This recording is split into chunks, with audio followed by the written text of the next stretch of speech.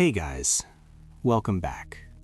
Tonight, we're stepping into one of the oldest and most powerful stories on Earth. A story that began under desert stars nearly 4,000 years ago. A promise whispered to a wandering man named Abraham.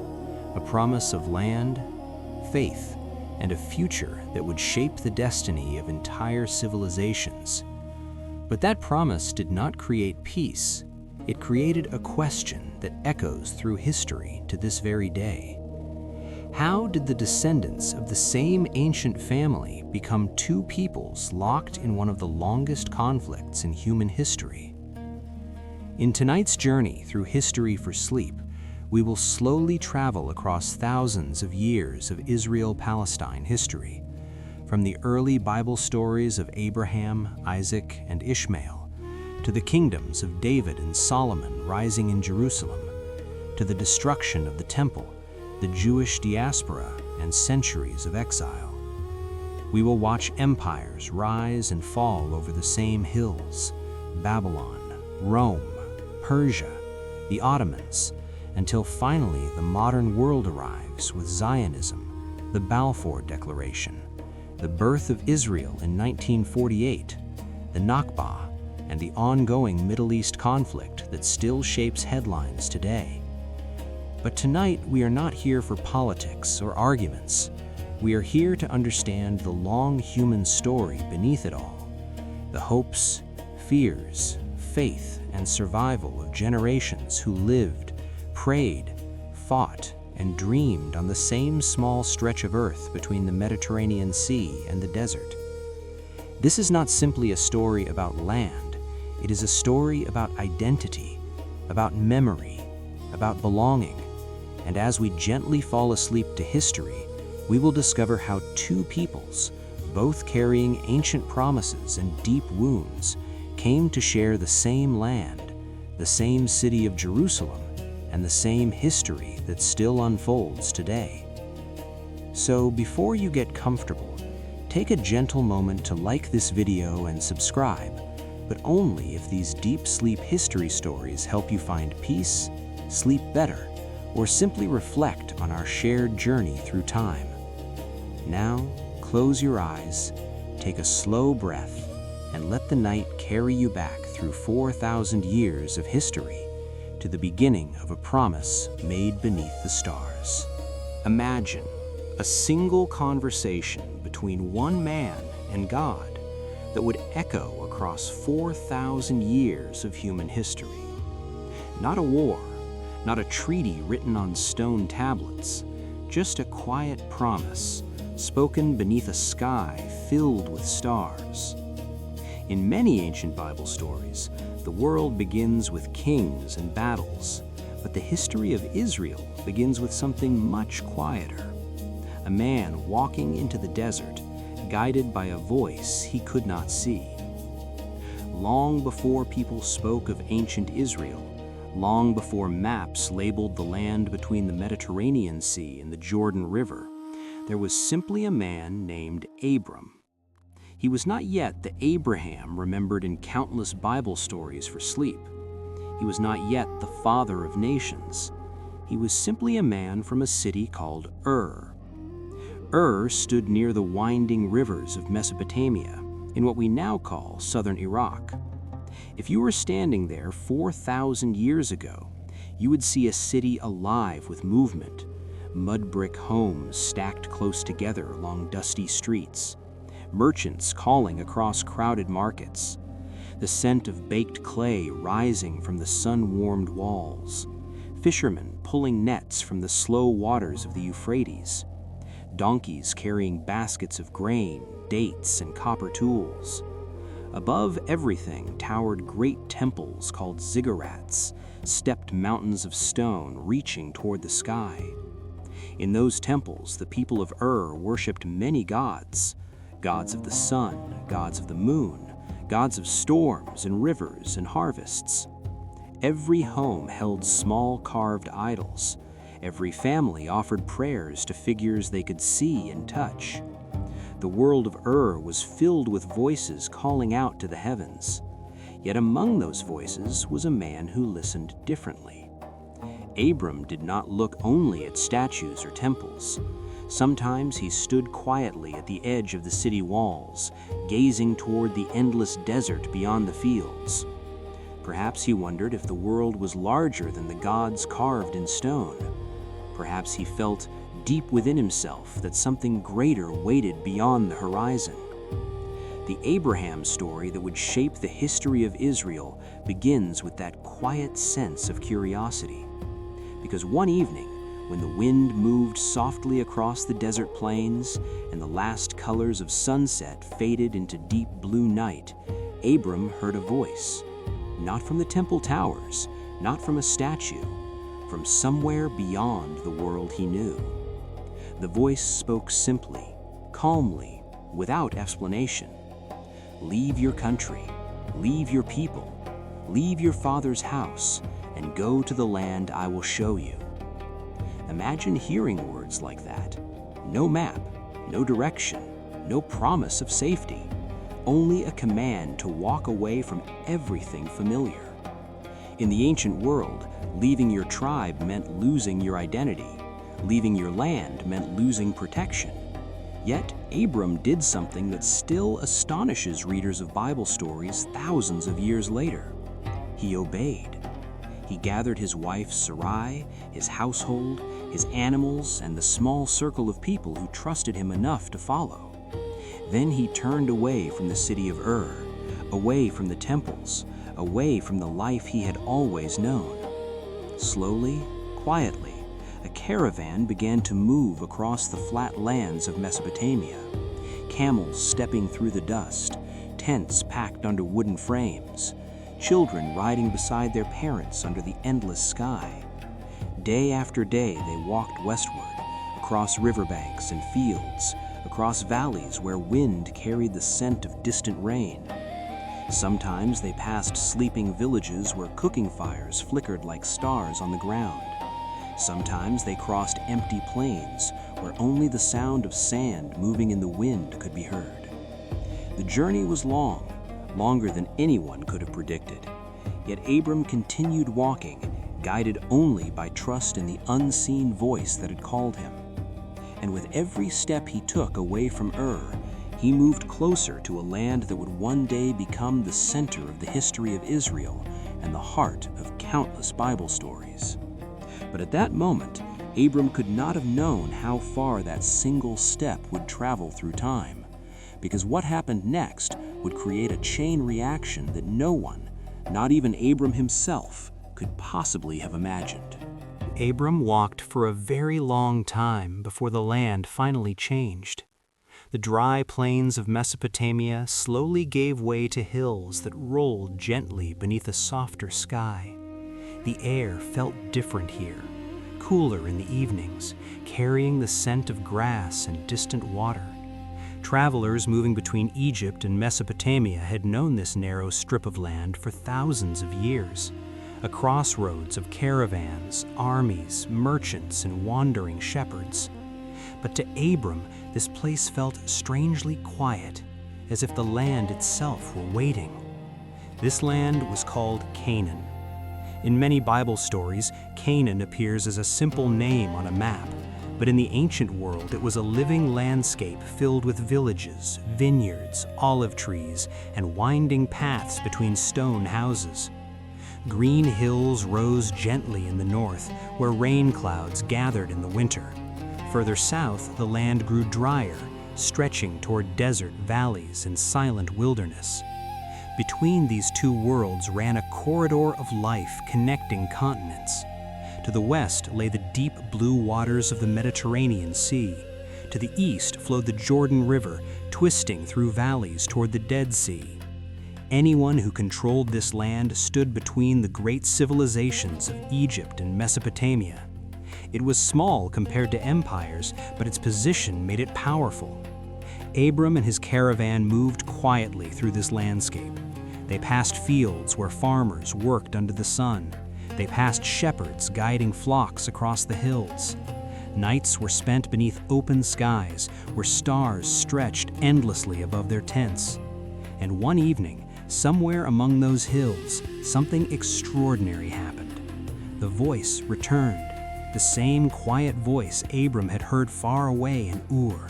But this time the words carried a promise that would echo through the history of Israel and through countless Bible stories told across generations.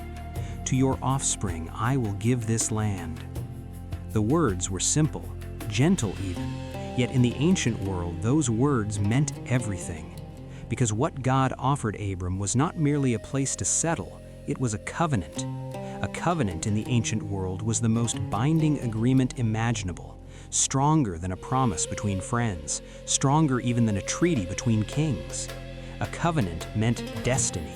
It meant the future itself was being written. And the covenant spoken that night said that the land of Canaan would belong to Abram's descendants. Imagine Abram standing there, perhaps on a quiet hill overlooking the valleys of Canaan, olive trees shifting softly in the night wind, the distant call of insects rising from the grass, and above him a sky filled with stars beyond counting. God told Abram to look upward. Each star, the voice said, would represent one of his descendants. A nation would grow from him, a people who would one day fill this land. This was the beginning of the Abraham story that would shape ancient Israel. Yet there was one problem. Abram was old. His wife Sarai was old. They had waited many years for a child. None had come. The promise of descendants seemed impossible. Imagine the quiet tension in Abram's heart that night, the beauty of the stars above him, the vast silence of the land around him, and the strange contradiction between what he saw and what he was told. The land stretched before him, but he owned none of it. The promise spoke of children, but he had none, and yet Abram believed. Perhaps that is why the story of Abraham still appears in Bible stories for sleep told across centuries, because faith often begins in uncertainty. Abram looked at the stars again, one star, then another, then 1,000 more. The sky above Canaan shimmered like a river of light flowing across the heavens. Somewhere in that ocean of stars, Abram imagined the future, generations yet unborn, a people who would carry his name across history. That land beneath his feet would one day be called many things: Israel, Palestine, the Holy Land, a place loved by prophets, fought over by kings, and remembered in the prayers of billions of people. But that night it was simply quiet, just a man, just the stars, and a promise drifting gently through the desert air. The world had not changed yet. No kingdoms had risen, no battles had begun, only a covenant had been spoken. Yet even the quietest promise can shape the course of history. And far in the future, people would look back at this moment and realize that something enormous had begun beneath those silent stars. Time passed slowly in the hills of Canaan. Seasons moved quietly across the land like soft waves rolling over stone. Spring brought fresh grass to the valleys. Summer filled the air with the scent of dry earth and olive trees warmed by the sun. Autumn painted the hills with gold and shadow, and winter rains whispered against the tents of wandering shepherds. Abram watched all of it, year after year. In many Bible stories, the great moments appear suddenly, but in real life, promises often take time. Abram had heard the voice. He had walked across deserts and rivers to reach the land of Canaan. He had been given a covenant that would shape the history of Israel and the future of ancient Israel. Yet the one thing he was promised still had not arrived: a child. Abram grew older. His beard slowly turned white beneath the desert sun. The lines on his face deepened from years of travel and waiting. Sarai grew older as well. The strength of youth faded from her body, replaced by the quiet weariness that comes with long years of hope. At night, their campfires flickered gently outside the tents. Camels shifted in the darkness. Wind moved across the grass with a low whisper that seemed almost like distant voices. Abram often stepped outside the tent after everyone had fallen asleep. He would look upward at the sky of Canaan, the same sky where countless stars shimmered like silver dust scattered across the heavens. Those stars had once been a promise, each one a descendant, a nation yet to be born. Yet the nights kept passing, and still there was no child.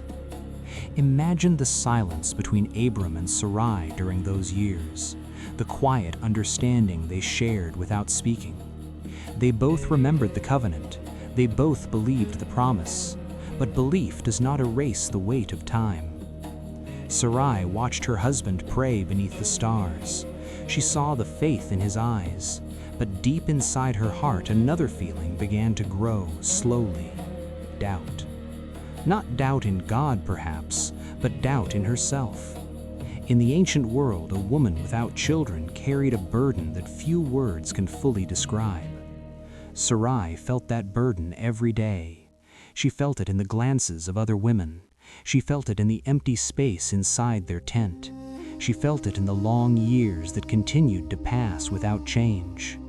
And so, one evening, as the sun disappeared behind the hills of Canaan and the sky turned deep violet with the coming night, Sarai made a decision that felt practical, human, even loving in its own complicated way. She turned to Abram and spoke quietly. "Perhaps the promise will come through another path. Perhaps God will build our family through someone else." Sarai had a servant named Hagar. Hagar was young, strong, a woman who had traveled with their household from distant lands. In those ancient times, it was not unusual for a servant to bear children on behalf of a family that could not. And so Sarai said something that would change the future forever. "Take Hagar as your wife. Perhaps through her we may build a family." Abram listened. The desert wind moved softly through the tents. Firelight flickered against the fabric walls like dancing shadows. Somewhere in the darkness, a shepherd's flute echoed across the hills. Abram could have refused. He could have said that the promise would arrive in its own time. But Abram was human, and the years of waiting had grown heavy. So Abram agreed. Hagar soon carried a child. The camp that had once been filled with silent waiting now stirred with new life.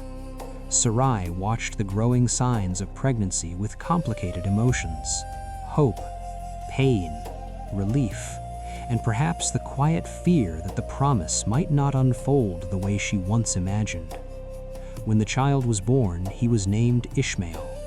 His cry echoed through the tents beneath the wide sky of Canaan.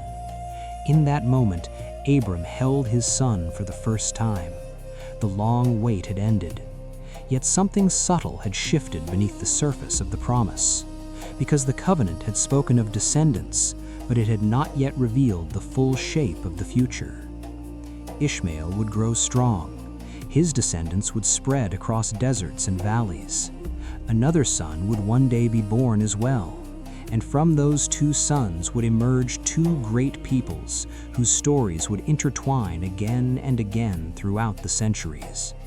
The land of Canaan would become the center of that unfolding history, a land loved, a land fought over, a land prayed for in countless Bible stories and remembered in the history of Israel and beyond. But on that quiet night when Ishmael was born, none of that conflict had begun yet. There was only a father holding his child beneath the stars, only the gentle wind moving across the hills, only the quiet beginning of a story that would shape the ancient world. And far above them, the stars still shone, silent witnesses to a promise that had only just begun to unfold. The promise was still alive, but now there would be two sons and only one land. What do you do when God gives you a promise, but life gives you an impossible choice? Abraham was about to find out, because the family he built with faith and love was slowly drifting toward a quiet fracture that no one inside the tent could yet see. The story begins not with kings or armies, but with a woman the world almost forgot. Her name was Hagar. In many Bible stories, the powerful characters take center stage. Prophets speak, nations rise, kings wage wars. Yet sometimes the turning point of history begins with someone who holds no power at all. Hagar was an Egyptian servant in Abraham's household. Young, obedient, quiet, someone whose daily life revolved around carrying water, preparing food, and tending the needs of the household. The desert sun rose and set, and most days Hagar simply moved through her duties unnoticed. But within Abraham's tent, the tension of an unfulfilled promise had been growing for many years. Sarah, Abraham's wife, had waited longer than any human heart should be asked to wait. She had heard the promise of descendants as numerous as the stars. She had walked beside Abraham through deserts and valleys, yet her arms remained empty. And so Sarah made a decision that would echo through the deepest layers of Bible stories and shape the future remembered in the history of Israel and the origin of Arab-Jewish conflict. She chose Hagar. In the ancient world, this was not unheard of. If a wife could not bear children, a servant might carry a child on behalf of the household. The child would still belong to the family, still be considered the heir. It was practical, logical, human. Yet the human heart rarely follows logic. Hagar soon discovered she was carrying Abraham's child, and suddenly the quiet servant stood at the center of a story larger than she could possibly imagine. Imagine, what do you do when God gives you a promise, but life gives you an impossible choice? Abraham was about to find out, because the family he built with faith and love was slowly drifting toward a quiet fracture that no one inside the tent could yet see. The story begins not with kings or armies, but with a woman the world almost forgot. Her name was Hagar. In many Bible stories, the powerful characters take center stage. Prophets speak, nations rise, kings wage wars. Yet sometimes the turning point of history begins with someone who holds no power at all. Hagar was an Egyptian servant in Abraham's household. Young, obedient, quiet, someone whose daily life revolved around carrying water, preparing food, and tending the needs of the household. The desert sun rose and set, and most days Hagar simply moved through her duties unnoticed. But within Abraham's tent, the tension of an unfulfilled promise had been growing for many years. Sarah, Abraham's wife, had waited longer than any human heart should be asked to wait. She had heard the promise of descendants as numerous as the stars. She had walked beside Abraham through deserts and valleys, yet her arms remained empty. And so Sarah made a decision that would echo through the deepest layers of Bible stories and shape the future remembered in the history of Israel and the origin of Arab-Jewish conflict. She chose Hagar. In the ancient world, this was not unheard of. If a wife could not bear children, a servant might carry a child on behalf of the household. The child would still belong to the family, still be considered the heir. It was practical, logical, human. Yet the human heart rarely follows logic. Hagar soon discovered she was carrying Abraham's child, and suddenly the quiet servant stood at the center of a story larger than she could possibly imagine. Imagine the atmosphere inside that desert tent. Sarah sitting in silence beside the firelight, the wife who had been promised a son, and across from her, Hagar, the servant, now carrying the child Sarah could not. Something shifted between the two women. At first, perhaps it was only a glance, a subtle change in posture. The delicate balance of their relationship began to tilt. Maybe Hagar felt a new sense of importance growing inside her. Maybe Sarah felt the sharp sting of watching another woman carry the dream she had waited decades to see fulfilled. The ancient text of the Abraham, Isaac, Ishmael story suggests that Hagar began to look at Sarah differently, less like a servant looks at a master, more like a woman who now held something powerful. Perhaps there was pride, perhaps only the unconscious change that comes when someone realizes their place in the world has shifted. Sarah noticed immediately, and the weight of that realization crushed her heart. She turned to Abraham, her voice filled with pain that had been building quietly for years. "She looks down on me," Sarah said. "This was my idea, but now she despises me." Abraham stood in the middle of a situation no man could easily solve. Between two women, between a promise from God and the fragile emotions of human hearts. Abraham answered simply, perhaps hoping to calm the storm. "She is your servant. Do with her as you see fit." Those words changed everything. Sarah's grief turned into anger. Her frustration became harshness. And Hagar, once protected by the household, suddenly found herself treated with cruelty. The desert nights grew colder for her, the work heavier, the atmosphere inside the tent unbearable, until one day Hagar could endure no more. She fled.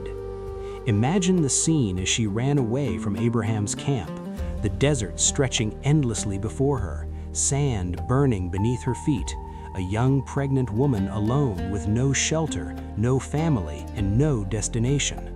The world of Bible stories often speaks of miracles, but before miracles come moments of desperation. Hagar wandered through the wilderness until she reached a small spring hidden among the rocks.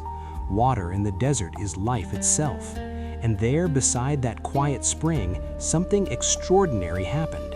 An angel appeared to her. The voice spoke gently, asking where she had come from and where she was going. Hagar answered honestly, "I am fleeing from my mistress Sarah." The angel told her something unexpected. "Return. Endure what must be endured, because the child you carry will become a great nation, and his name will be Ishmael, which means God hears, because God has heard your suffering." Those words changed Hagar's fate. She returned to Abraham's camp, and in time the child was born. Abraham held his first son in his arms beneath the endless desert sky. Ishmael, the boy whose name carried the memory of a mother's suffering and a God who listens. For a moment, the long tension inside Abraham's household seemed to soften. There was a child now, a son. Laughter returned to the campfires. The promise felt closer than ever before, and for a while, there was peace. For 13 years, the household of Abraham settled into a rhythm that felt almost peaceful. The desert winds came and went with the seasons.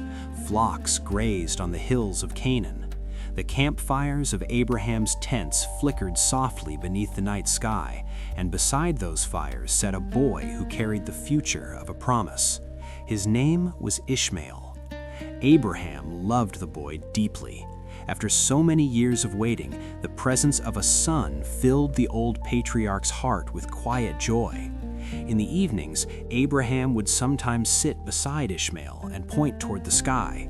The stars stretched endlessly above them, just as they had on the night when God first spoke of descendants beyond counting.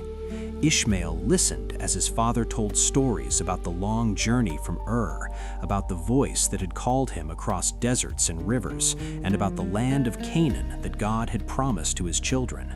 To the boy, those stories must have sounded like legends, yet to Abraham, they were memories carved into the deepest part of his soul. The camp felt alive again. Ishmael ran across the fields, learning how to tend the flocks and guide the animals along the dusty paths. His laughter echoed between the tents. His footsteps stirred the sand beneath the desert sun. In many Bible stories, the moment when a promise begins to take shape feels almost peaceful before the storm arrives. And for a time, Abraham believed the promise had already been fulfilled. Ishmael was his son, his firstborn, the child through whom a nation could grow. But the story of Abraham, Isaac, Ishmael was not yet complete. One night, when the air was cool and the hills of Canaan rested beneath a sky full of stars, God appeared to Abraham again. The message was different this time, unexpected, almost impossible. "Sarah, your wife, will bear you a son, and you shall call him Isaac, and my covenant will be with him." Abraham laughed, not out of disrespect, but out of astonishment so deep that laughter was the only response his old heart could find. Sarah was nearly 90 years old. Abraham himself had lived long enough to see generations rise and fade across the desert lands. The idea that a child could be born to them now felt beyond reason. Yet the voice repeated the promise, Isaac. The name itself meant laughter, perhaps because that was exactly what Abraham did when he first heard the words. Later, when Sarah overheard the message, she laughed as well, but her laughter was quieter, more complicated. It carried the weight of decades of disappointment, the exhaustion of a woman who had learned to protect her heart by no longer hoping for what seemed impossible. And yet, in the quiet unfolding of time, the impossible happened. Sarah became pregnant. Imagine the atmosphere inside Abraham's camp when the news slowly spread. A miracle whispered from tent to tent. The old woman who had once believed her body had forgotten how to create life now carried a child. Months passed. The hills of Canaan watched silently as the promise took shape. Shepherds moved their flocks across the valleys. Travelers passed along distant roads connecting Egypt and Mesopotamia. But within Abraham's household, history was about to shift forever. When the child was finally born, the camp filled with astonished joy. Abraham held the newborn in his arms beneath the desert sun, the tiny child whose arrival had once seemed impossible. Isaac, laughter, a name that carried both disbelief and wonder. Now Abraham's tent held two sons, Ishmael, the strong young boy who had grown up under his father's guidance, and Isaac, the fragile newborn wrapped in cloth beside Sarah. Two sons, one father, both loved, both carrying Abraham's blood. Yet God had spoken something that no one inside the tent could ignore. The covenant would continue through Isaac. The land, the promise, the generations that would grow into ancient Israel, all of it, the voice had said, belonged to the child born from Sarah, not Ishmael.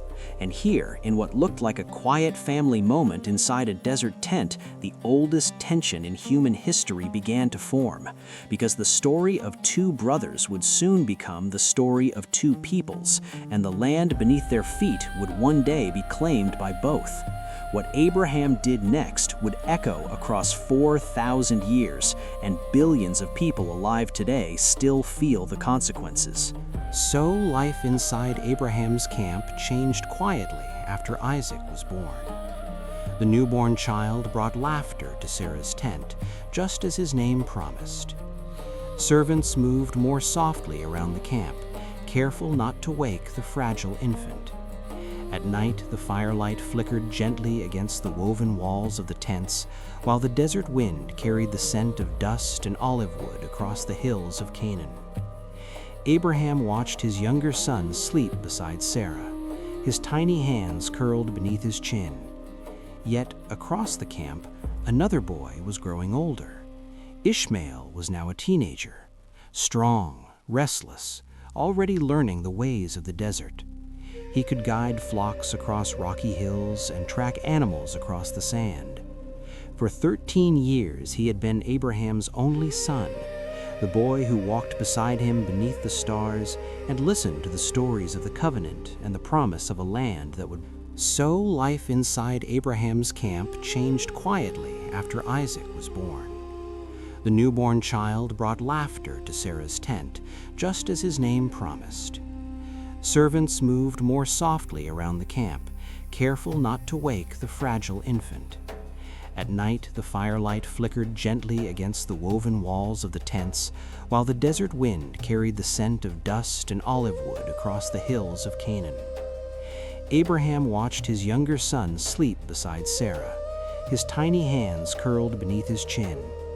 Yet, across the camp, another boy was growing older. Ishmael was now a teenager, strong, restless, already learning the ways of the desert. He could guide flocks across rocky hills and track animals across the sand.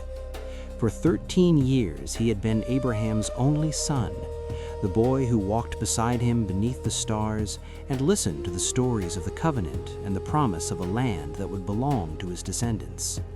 But now the world inside the tent had changed. Isaac was the child of the covenant, the son through whom God said the promise would continue. And slowly, almost invisibly, tension began to form within the household. One afternoon, when Isaac was still young, Sarah watched Ishmael playing near the child. The ancient text gives only a brief description of what she saw. Some translations say Ishmael was mocking the younger boy. Others say he was laughing. The exact meaning of the moment has been lost somewhere in the long river of time. But whatever Sarah saw in that instant, it filled her heart with fear. Perhaps she saw the strength of the older boy and imagined a future where Isaac might be overshadowed. Perhaps she feared the inheritance would be divided. Or perhaps the years of jealousy and pain had simply never healed. Sarah turned to Abraham with a demand that would change the course of countless Bible stories and shape the memory of the origin of Arab-Jewish conflict for generations to come. "Cast out this slave woman and her son," she said. "Ishmael will not share the inheritance with my Isaac." The words struck Abraham like a sudden storm across the quiet desert sky. Ishmael was his son, his firstborn, the boy he had watched grow from infancy into a strong young man. For 13 years, Abraham had taught him how to walk the hills of Canaan, how to care for animals, how to look at the stars and remember the promise that had guided his father from the city of Ur. The thought of sending him away was unbearable. Abraham spent the night in silence, the desert wind whispering across the camp as he struggled with a decision no father should ever face. Yet the voice of God came to him once more. "Do not be distressed because of the boy and your servant Hagar. Listen to Sarah, for through Isaac your offspring will be named. But I will also make Ishmael into a great nation because he is your son too." Those words offered comfort, yet they did not remove the pain of what must be done. Before the first light of morning touched the hills of Canaan, Abraham rose quietly. The camp was still sleeping. Only the faint glow of dying embers remained in the fire pits. He took bread and a skin of water and placed them into Hagar's hands. Ishmael stood beside his mother, perhaps still trying to understand why this moment had come. Abraham looked at his son one last time. Imagine that silence between them. A father and his firstborn standing beneath the pale colors of dawn. No armies, no kings, just a family breaking apart beneath the desert sky. Then Abraham turned away. Hagar and Ishmael walked into the wilderness. Their figures grew smaller against the endless horizon until the camp disappeared behind them. The journey was harsh. The water slowly ran out beneath the relentless sun. When the skin of water was empty, Hagar placed Ishmael beneath a small desert bush and walked a short distance away. She could not bear to watch her son die. She sat down on the sand and began to weep. Yet the story did not end in silence. Once again, God heard. The cry of the boy rose into the desert sky, and a voice called to Hagar, "Do not be afraid. God has heard the boy crying where he lies." Then Hagar saw something she had not noticed before. A well of water hidden in the wilderness, life in the middle of the desert. Ishmael survived. He grew into a strong man of the wilderness, skilled with the bow, living among the desert lands beyond Canaan. His descendants would spread across wide regions of the Middle East. Islamic tradition remembers him as the ancestor of the Arab peoples. Meanwhile, Isaac would grow within the land promised to Abraham, and his descendants would become the people remembered in the history of Israel. 2 sons, 1 father, 1 promise spoken beneath desert stars. The wound itself began quietly, almost invisibly inside a single family, a decision made beneath the soft glow of a desert sunrise. Yet over the centuries, that moment would grow into something much larger than anyone inside Abraham's tent could ever have imagined. Rest for a moment now. Let the image settle in your mind. A father standing at the edge of his camp, a mother and her son walking slowly into the wilderness, the desert wind carrying away their footprints. The fire beside you is still warm, the night is still long, and the story is far from over.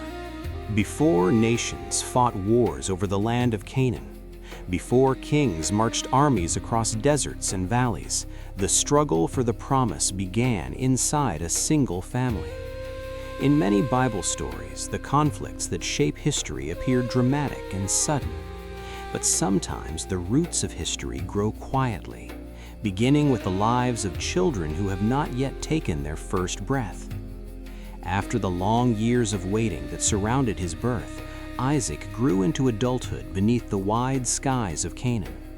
He walked the same hills where Abraham once listened for the voice of God, and he inherited the quiet faith that had carried his father across deserts from the ancient city of Ur. Eventually, Isaac married a woman named Rebekah. She came from distant lands beyond the Euphrates, a woman whose presence seemed to bring new life and hope into Abraham's aging household. Yet soon, Isaac and Rebekah discovered that the old pattern of waiting had returned again. Years passed, then more years, 20 years according to the ancient text. 20 years of hope rising and falling like the desert wind across the tents. The same ache Abraham and Sarah had once felt began to settle inside their hearts. The promise of descendants was supposed to continue through Isaac, yet the silence of an empty cradle stretched on year after year. Isaac prayed. The scriptures of many bedtime history stories describe him standing quietly beneath the stars, asking God to remember the covenant made with Abraham. Rebekah prayed too, perhaps in the quiet of the tent when the fire burned low and the desert night pressed against the fabric walls. Then something unexpected happened. Rebekah became pregnant, not with one child, but with two, twins. At first, the news filled the camp with quiet joy, but soon Rebekah realized something strange was happening inside her body. The children struggled against each other in the womb. It was not the gentle movement of an unborn child, but something more intense, like two small forces wrestling beneath her heart. The sensation disturbed her so deeply that she cried out in confusion. "Why is this happening to me?" she asked God. And the answer she received would echo through countless Bible stories for generations. "Two nations are in your womb," the voice said. "Two peoples will be separated from your body. One will be stronger than the other, and the older will serve the younger." Imagine hearing words like that before your children are even born, their destinies already written into the fabric of time. One would rule, one would serve. One would carry the promise that had traveled from Abraham through Isaac, and neither child had any choice in the matter. When the time of birth finally arrived, the scene inside the tent must have felt both chaotic and mysterious. The first child emerged red-skinned and covered with thick hair, unusual even for a newborn. They named him Esau. His cry was loud and wild, like the cry of a small animal announcing its arrival into the world. But the moment did not end there. As the second child was born, everyone saw something remarkable.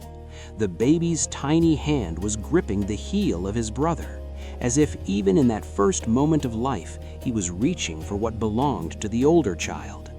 They named him Jacob.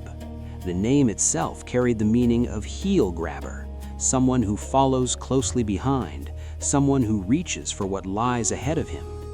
The two boys grew up under the same desert sky, yet they could not have been more different. Esau loved the open fields. He became a hunter, a man of action who felt most alive when tracking animals across rocky hills and breathing the wild air of the wilderness. His father, Isaac, loved him deeply, perhaps because Esau reminded him of freedom and strength. Jacob was different. He stayed near the tents, watching the daily rhythms of the household. He listened more than he spoke. He learned to cook, to plan, to observe quietly before making a move. Rebekah loved him, perhaps because she sensed something within Jacob that others did not immediately see. A restless mind, a patient ambition, a man who believed that destiny was not simply something given at birth, but something that could be reached for. The two brothers grew older, and the differences between them became clearer with every passing year. Esau moved through life like the wind across the desert hills. His footsteps carried him far from the tents of his family and into the wilderness where animals moved silently through tall grass and rocky valleys. He loved the hunt, the chase, the thrill of tracking a creature through the dust until the final moment when strength and instinct decided the outcome. His clothes smelled of earth and wild air. His skin darkened beneath the sun. When he returned from the fields, he carried with him the energy of the open world. Jacob lived differently. While Esau roamed the hills, Jacob remained near the campfires and tents where the rhythms of daily life unfolded slowly and quietly. He listened to conversations between elders.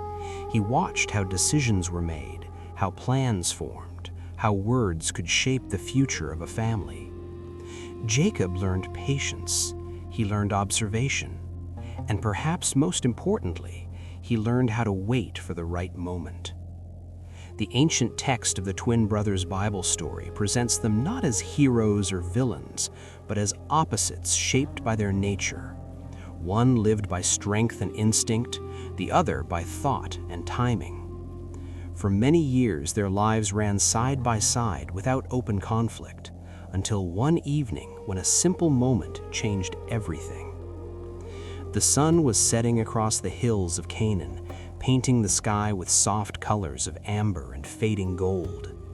Jacob sat beside a small cooking fire outside the tents. A pot simmered slowly over the flame. Inside the pot was a stew made from red lentils, a simple meal common in the ancient world, but warm and rich with the scent of spices and earth. The smell drifted across the camp, carried by the evening wind. At that moment, Esau returned from the wilderness. The hunt had been long and unsuccessful. Hours of tracking animals across rough ground had drained his strength. His throat was dry, his stomach empty. The hunger was so deep that it blurred his thoughts. Imagine that kind of hunger, the kind that makes your hands tremble slightly, that turns the smell of food into something almost overwhelming. Esau saw the pot beside Jacob and moved toward it with desperation. "Give me some of that red stew," he said, his voice rough with exhaustion. "I am starving." Jacob looked at his brother calmly. The firelight flickered across his face as he stirred the pot slowly. In many Bible stories, this moment appears almost absurd. Two brothers standing beside a pot of soup while the future of generations quietly waits in the balance. Yet Jacob understood something Esau did not: the birthright. In the ancient world, the birthright of the firstborn son meant everything. It meant receiving a double portion of the family inheritance. It meant leadership of the household after the father died. And in the story of Abraham's descendants, it meant something even greater: the spiritual inheritance of God's covenant, the continuation of the promise first spoken to Abraham beneath the desert stars. Jacob spoke quietly. "Sell me your birthright first." No anger, no raised voice, just a simple condition spoken into the warm evening air.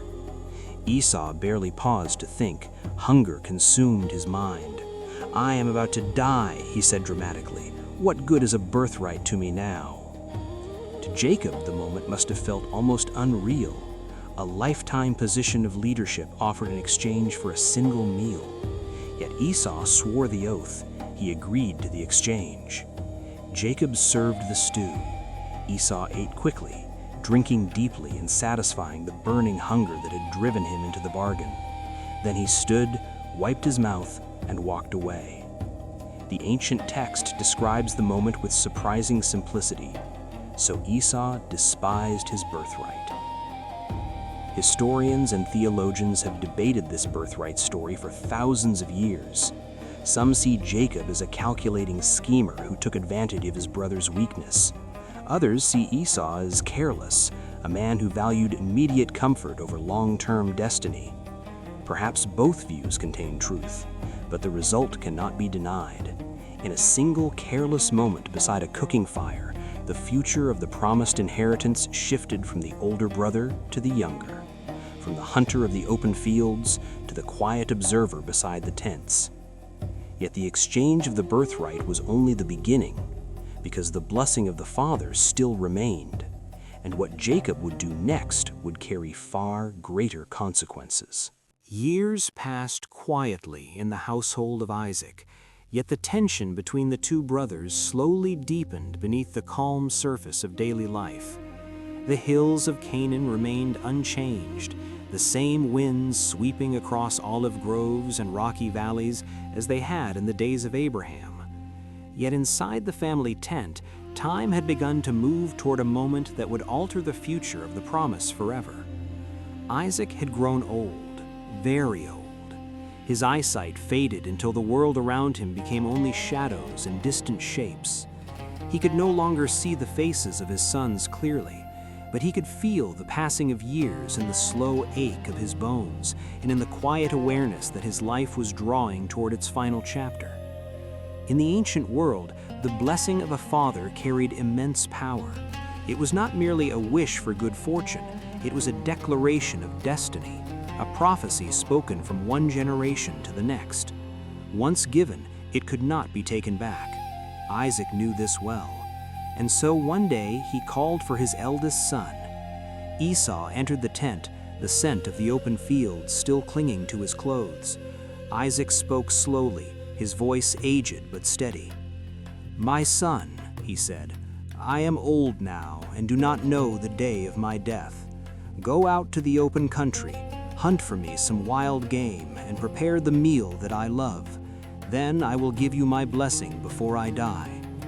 It was meant to be a quiet moment between father and firstborn, a final act of tradition in a family that had carried the covenant of Abraham across generations. But someone else had overheard. Rebekah stood outside the tent listening, and Rebekah had always favored Jacob. Perhaps she remembered the strange prophecy spoken before the twins were born, that the older would serve the younger. Perhaps she believed that the future of the promise depended on Jacob receiving the blessing. Whatever her reasons, she moved quickly. She called Jacob and spoke in urgent whispers. "Go to the flock and bring me 2 young goats. I will prepare the food your father loves. Then you will take it to him and receive the blessing meant for Esau." Jacob hesitated. Even he understood the danger of what they were about to do. "My brother Esau is a hairy man," he said. "My skin is smooth. If father touches me, he will know I am deceiving him. I will bring a curse upon myself instead of a blessing." But Rebekah did not waver.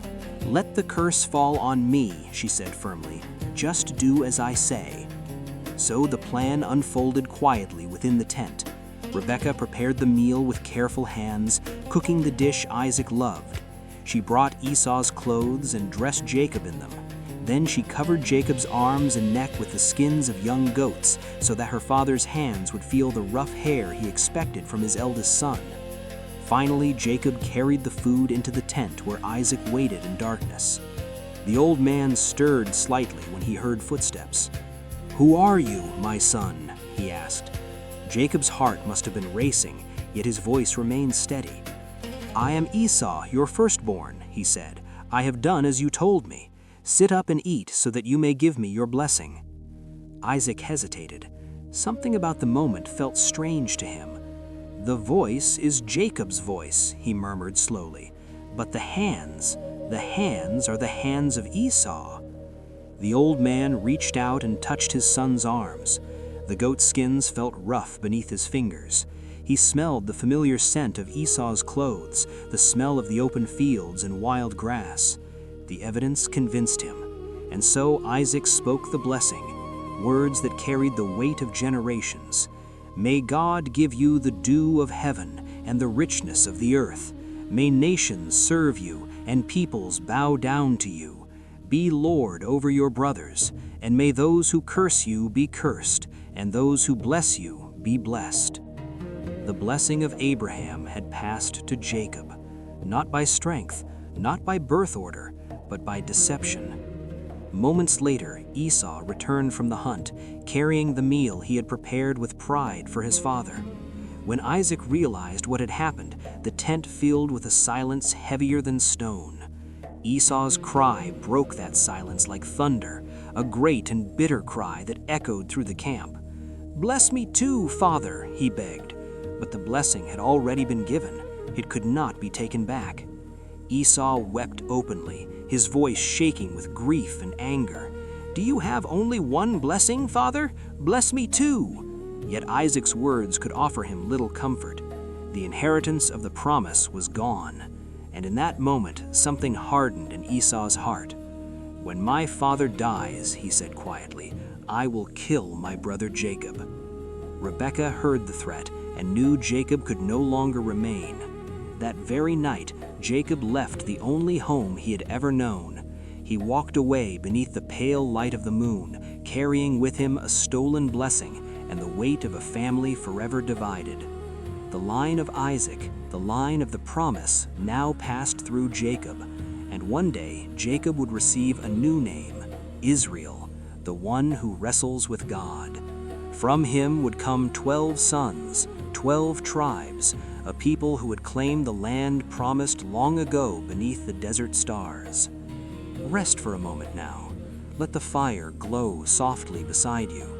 The story of Jacob and Esau is only the beginning, because the descendants of these brothers would grow into nations whose struggles still echo across history today. Jacob's life did not grow quieter after the night he fled from his brother Esau. The years that followed were filled with journeys, marriages, struggles, and children, until eventually the man once called Jacob became the father of 12 sons. These sons would grow into the 12 tribes that later Bible stories would remember as the foundation of the people of Israel. Yet among those 12 boys, there was one child who seemed to shine brighter in his father's eyes than all the others. His name was Joseph. Joseph was the 11th son, but in Jacob's heart he carried a special place because he was born to Rachel, the woman Jacob had loved since the moment he first saw her beside a well many years earlier. For Rachel, Jacob had worked 14 years, enduring the heat of long summers and the chill of desert nights. And when Joseph was finally born, Jacob's joy was deep and unmistakable. Perhaps that is why the old patriarch made a decision that would quietly ignite jealousy within the family. Jacob gave Joseph a coat of many colors. In the ancient world, clothing was not simply protection against the weather, it was a sign of status, a visible symbol of who held honor within the household. A richly colored coat set Joseph apart from his brothers, who spent their days in rough work among flocks and fields. It was not just a garment, it was a message. Joseph is special. Joseph is favored. The brothers noticed immediately. Of course they did. They were older, stronger men who spent their days under the sun tending sheep and goats across the hills of Canaan. Their hands were rough from labor and their skin darkened by years of wind and dust. And now the younger brother walked among them wearing bright colors that spoke of preference and privilege. Jealousy began as a quiet feeling, something small that lived in the corners of their thoughts.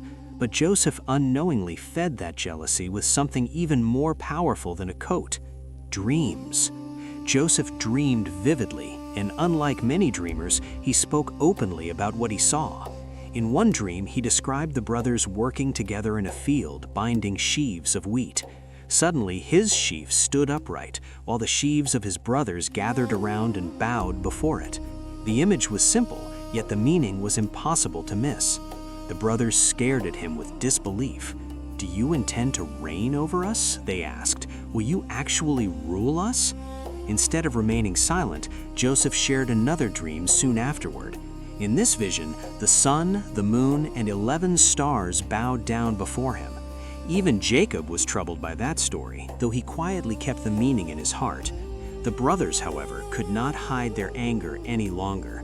What began as jealousy hardened slowly into resentment, and resentment, when left to grow in silence, can turn into something far darker. One day, Jacob sent Joseph to check on his brothers who were grazing the flocks far from home. The journey took Joseph across open fields and rocky hills until he finally found them.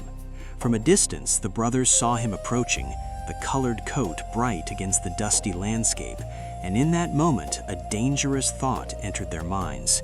"Here comes the dreamer," they said among themselves. "Now is our chance." At first, some of them suggested killing him outright and leaving his body in the wilderness, but Reuben, the eldest brother, hesitated. Instead, they seized Joseph, stripped off the beautiful coat that had marked him as their father's favorite, and threw him into a dry pit carved into the earth. The hole was deep and empty, its walls of stone rising above the frightened boy. Imagine Joseph looking upward from that darkness as the voices of his brothers echoed above him, the sky visible only as a distant circle of light. They sat nearby and ate a meal while Joseph remained trapped in the pit. Then something unexpected appeared along the desert road, a caravan of merchants traveling south toward Egypt. Their camels carried spices and goods for trade across the ancient routes that connected Canaan to the great civilization of the Nile. Among them were Ishmaelites, descendants of Ishmael, Abraham's other son. The irony of the moment is almost impossible to ignore. The descendants of Ishmael now carried the descendant of Israel toward Egypt. Judah spoke up with a cold practicality that changed the fate of Joseph forever. "What will we gain if we kill our brother and hide his blood?" he said. "Come, let us sell him to these merchants instead." Joseph was pulled from the pit and sold for 20 pieces of silver. The merchants placed chains on him and led him away along the dusty road that stretched toward Egypt. Meanwhile, the brothers took Joseph's coat, dipped it in the blood of a goat, and brought it back to their father. "We found this," they said quietly. "Examine it to see whether it is your son's robe." Jacob recognized it instantly. The colors, the cloth, the garment he had chosen with pride so many years earlier. His grief erupted like a storm. He tore his clothes and wept for his son as though Joseph had died. But Joseph was not dead. Far to the south, beneath the blazing sun of the desert road, he was walking in chains toward Egypt. And without realizing it, the brothers had begun a chain of events that would lead their entire people into 400 years of exile, far from the land that God had promised them. Joseph's journey southward into Egypt began in silence, marked only by the soft rhythm of camel hooves pressing into desert sand. The caravan moved slowly across the ancient trade routes that connected the lands of Canaan with the fertile valley of the Nile. For Joseph, every step carried him farther from the hills where he had once walked freely beneath the sky of his father's tents. The colors of his famous coat were gone, replaced by the dust and rough cloth of a slave's garments. Chains bound his future to a land he had never seen. Egypt was unlike anything Joseph had known. When the caravan finally reached the Nile Valley, the landscape transformed dramatically. Instead of dry hills and wandering flocks, Joseph saw vast green fields stretching across the riverbanks. Water flowed endlessly through canals and irrigation channels, feeding crops that rose tall beneath the sun. Massive stone temples stood along the horizon, their towering columns carved with symbols and images of gods unfamiliar to the young Hebrew slave. Egypt was one of the greatest civilizations in the ancient world, and Joseph had arrived at its lowest possible position. He was sold to an Egyptian official named Potiphar, a captain of Pharaoh's guard. In many Bible stories, this moment marks the beginning of Joseph's long descent into suffering. Yet something unusual followed him, even in slavery. Joseph possessed a calm intelligence and a quiet discipline that others quickly noticed. Potiphar soon realized that everything Joseph touched seemed to prosper. The household ran smoothly under his supervision. The fields produced strong harvests. Even the servants began to respect the young foreigner who managed the estate with patience and care. In time, Joseph was placed in charge of the entire household.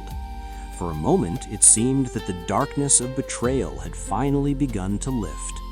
But the path of Joseph in Egypt would not remain smooth for long. Potiphar's wife noticed Joseph as well. The ancient texts describe him as handsome and strong, a young man whose presence stood out even in a foreign land. She attempted to draw him into a secret relationship, but Joseph refused. His refusal, however, turned admiration into anger. One day, she accused him falsely, claiming that he had tried to harm her. In a single moment, Joseph's rising fortunes collapsed again. Potiphar, enraged by the accusation, threw Joseph into prison. And so the boy who had once dreamed of greatness now found himself behind stone walls deep within the Egyptian prison system. The silence of the prison could have crushed the spirit of any ordinary man, yet Joseph's story continued to move in unexpected directions. Even within the prison, his character drew attention. The keeper of the prison soon trusted him with responsibility over the other prisoners. And it was there, in the dim light of that prison, that Joseph's unusual gift began to reveal itself. Joseph understood dreams. One night, 2 officials from Pharaoh's court were imprisoned alongside him. Each had troubling dreams that left them restless and afraid. Joseph listened carefully as they described the strange images that had visited them during the night. Then he explained their meaning with remarkable clarity. The interpretations proved true. One official was restored to his position, while the other met a tragic fate exactly as Joseph had predicted. Yet Joseph remained forgotten within the prison walls. Time passed again. The seasons changed along the Nile while Joseph waited in silence. Then Pharaoh himself began to dream. These were not ordinary dreams. In one vision, 7 healthy cows rose from the river, only to be devoured by 7 thin and starving cows. In another dream, 7 full heads of grain were swallowed by 7 withered ones. None of the royal advisors could explain their meaning. At last, someone remembered the Hebrew prisoner who could interpret dreams. Joseph was summoned from the prison and brought before Pharaoh. Standing in the grand halls of Egypt's ruler, Joseph listened as Pharaoh described the troubling visions. Then he spoke calmly. "The dreams mean the same thing," he said. 7 years of abundance are coming to Egypt, followed by 7 years of devastating famine. If the grain of the good years is stored wisely, the people will survive the famine. Pharaoh recognized wisdom when he heard it. In a moment that astonished everyone in the court, the former slave was elevated to the 2nd highest position in Egypt. Joseph was given authority over the land's food supply. Gold chains were placed around his neck. He rode in chariots beside Pharaoh himself. The boy sold by his brothers had become the administrator of Egypt's survival. When the famine finally arrived, it spread across the entire region. Crops failed, rivers shrank, hunger reached even the distant hills of Canaan. And there, Jacob made a decision that would bring the past rushing back into Joseph's life. He sent his sons to Egypt to buy grain. The same brothers who had once sold Joseph into slavery were now walking unknowingly toward the man who held power over their fate. The reunion between Joseph and his brothers was one of the most emotional moments in all Bible stories. The men who had once thrown their younger brother into a pit now stood trembling before the ruler of Egypt, unaware at first that the powerful official judging them was the very boy they had betrayed many years earlier. Joseph recognized them instantly, though the years had changed him. The frightened teenager who had walked into Egypt in chains was now a man dressed in linen and gold, speaking the language of Pharaoh's court. His brothers bowed before him, exactly as his childhood dreams had once foretold. Yet Joseph did not reveal himself immediately. Instead, he watched them carefully, testing their hearts. wondering whether the jealousy that had once destroyed their family still lived within them. Eventually, the truth could no longer remain hidden. Joseph dismissed the Egyptian servants from the room and stood alone with the brothers who had once sold him. The weight of memory and emotion overcame him.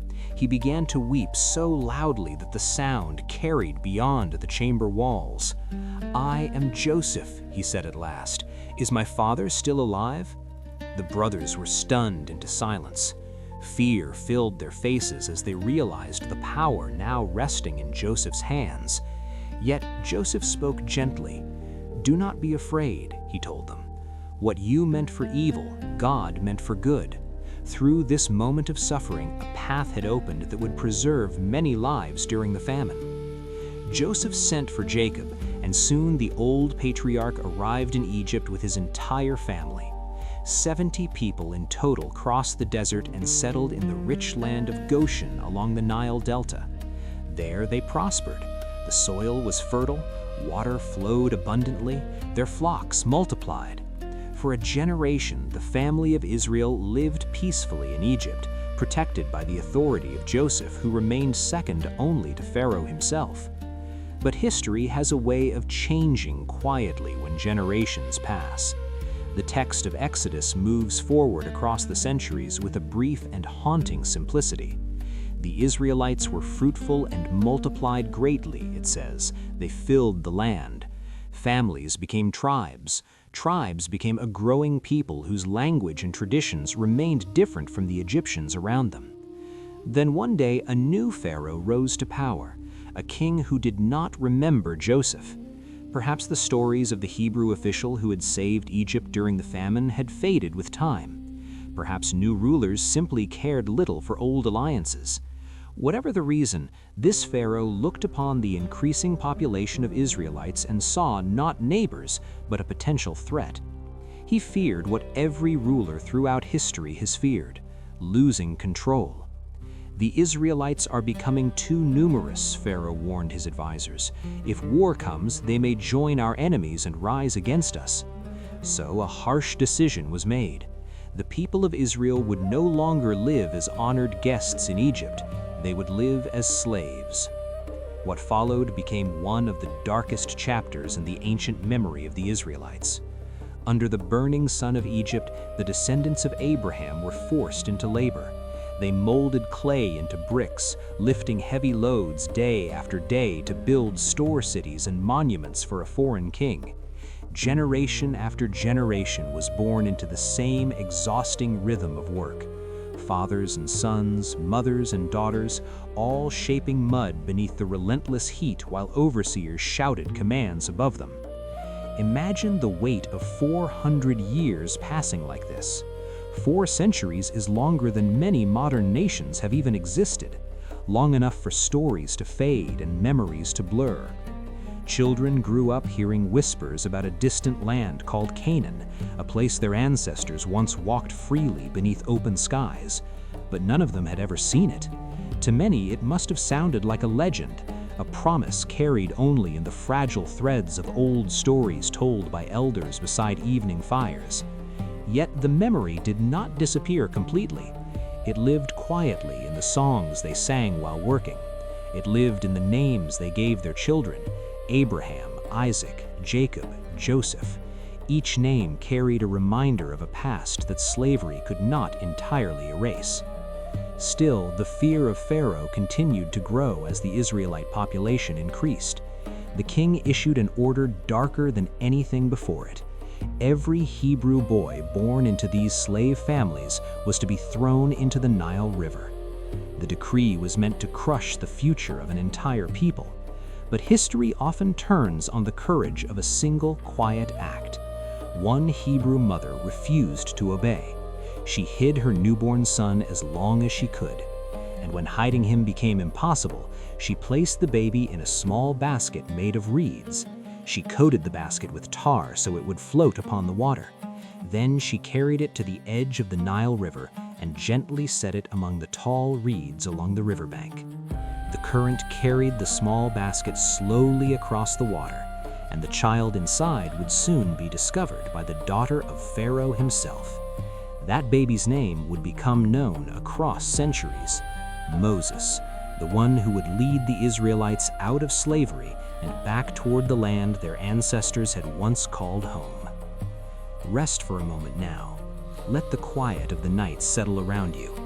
The long road out of Egypt has only just begun.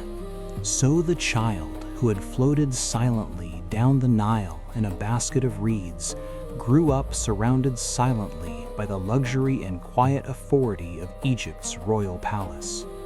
The daughter of Pharaoh had drawn the infant from the river and raised him as her own son.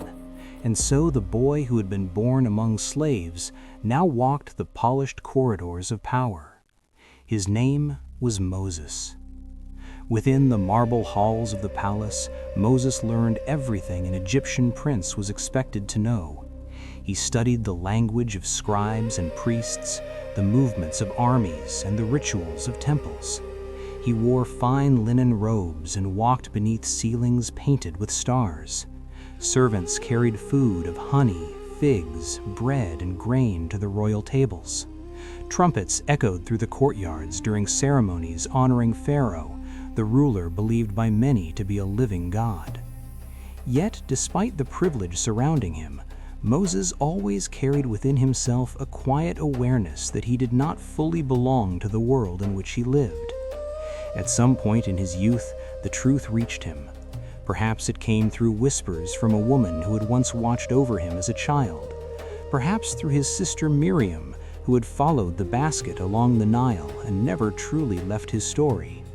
However it happened, Moses learned the truth that separated him from the court of Egypt. You are not Egyptian. You are Hebrew. That knowledge rested in his mind like a stone beneath still water. It did not disturb the surface of his life every day, but it never disappeared either. Then one day, something happened that changed the direction of Moses' life forever. Moses was walking beyond the palace grounds when he saw an Egyptian overseer beating a Hebrew slave. The scene might not have been unusual in Egypt. Slaves labored everywhere across the land, shaping bricks and hauling stones under the watchful eyes of their masters. But for Moses, the moment struck deeper than it would have for any Egyptian prince. The slave being beaten was one of his own people. Something within Moses broke open. Anger rose suddenly and fiercely. He looked to the left, he looked to the right. The desert wind moved across the sand, and no witnesses appeared nearby. In that moment, Moses acted. He struck the Egyptian and killed him, then buried the body beneath the sand as though the desert itself might hide what had happened. For a brief moment, Moses believed the secret was safe, but secrets rarely remain buried for long. The following day, Moses saw two Hebrew men fighting with each other. Hoping perhaps to prevent more violence, he stepped forward and tried to intervene.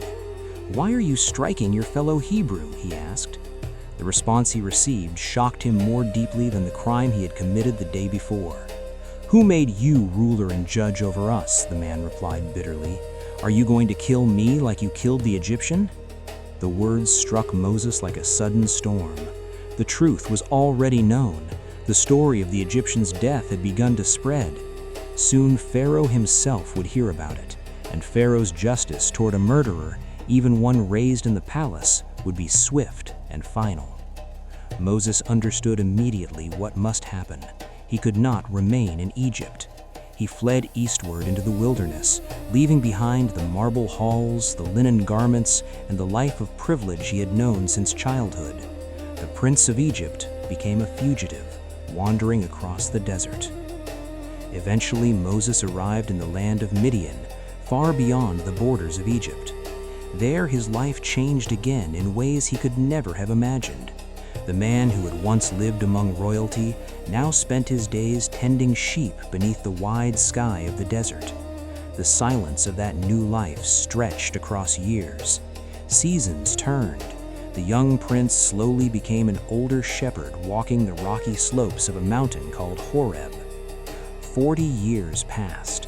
By the time the most important moment of Moses' life arrived, he was 80 years old. The palace seemed like a distant dream from another lifetime. The anger that had once driven him had softened into quiet reflection. And perhaps Moses believed that whatever destiny he once carried had long since faded into the dust of the desert. But history rarely moves according to human expectations. One ordinary day, while Moses guided his flock along the slopes of Horeb, something unusual caught his eye. A bush was burning among the stones of the hillside. Flames moved through its branches with bright golden light, yet the bush itself did not burn away. Curious and cautious, Moses stepped closer. As he approached, a voice called out from within the fire, "Moses, Moses!" The sound stopped him in place. "Remove your sandals," the voice said. "The ground you are standing on is holy." Moses stood trembling as the voice continued, "I am the God of your father, the God of Abraham, the God of Isaac, the God of Jacob. I have seen the suffering of my people in Egypt.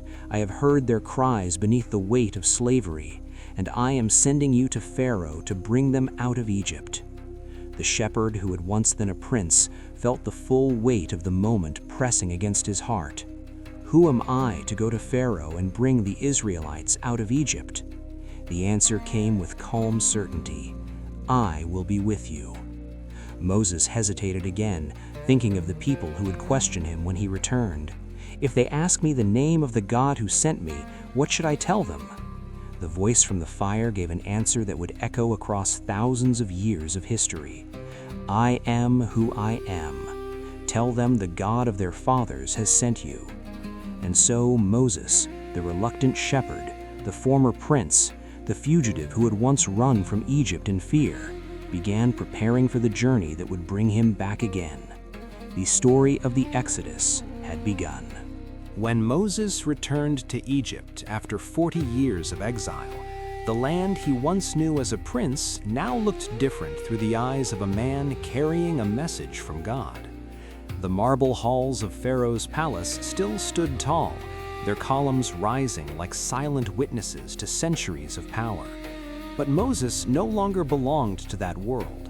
He came not as a royal son, but as a messenger for a nation of slaves. At his side stood his brother, Aaron, the man chosen to speak when Moses felt his own voice tremble. Together they walked through the gates of Pharaoh's court and delivered a message that sounded almost impossible. "Let my people go." The request was simple, yet its meaning threatened the entire structure of Egyptian labor system. Pharaoh listened, and his answer came with the quiet certainty of a ruler who believed his authority could not be challenged. No. The slaves would remain where they were. The Israelites would continue shaping bricks beneath the Egyptian sun.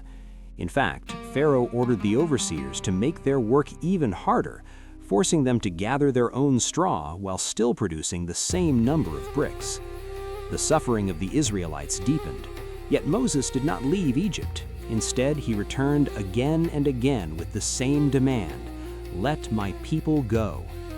What followed became one of the most dramatic sequences in all Bible stories, a chain of events remembered across thousands of years as the 10 plagues of Egypt. The first sign came through the river that sustained Egyptian life itself. The Nile, source of food and water, suddenly turned red as blood. Fish floated lifeless along its surface, and the smell of decay filled the air. The sacred river that Egyptians revered as a divine gift had become undrinkable. Yet Pharaoh refused to yield.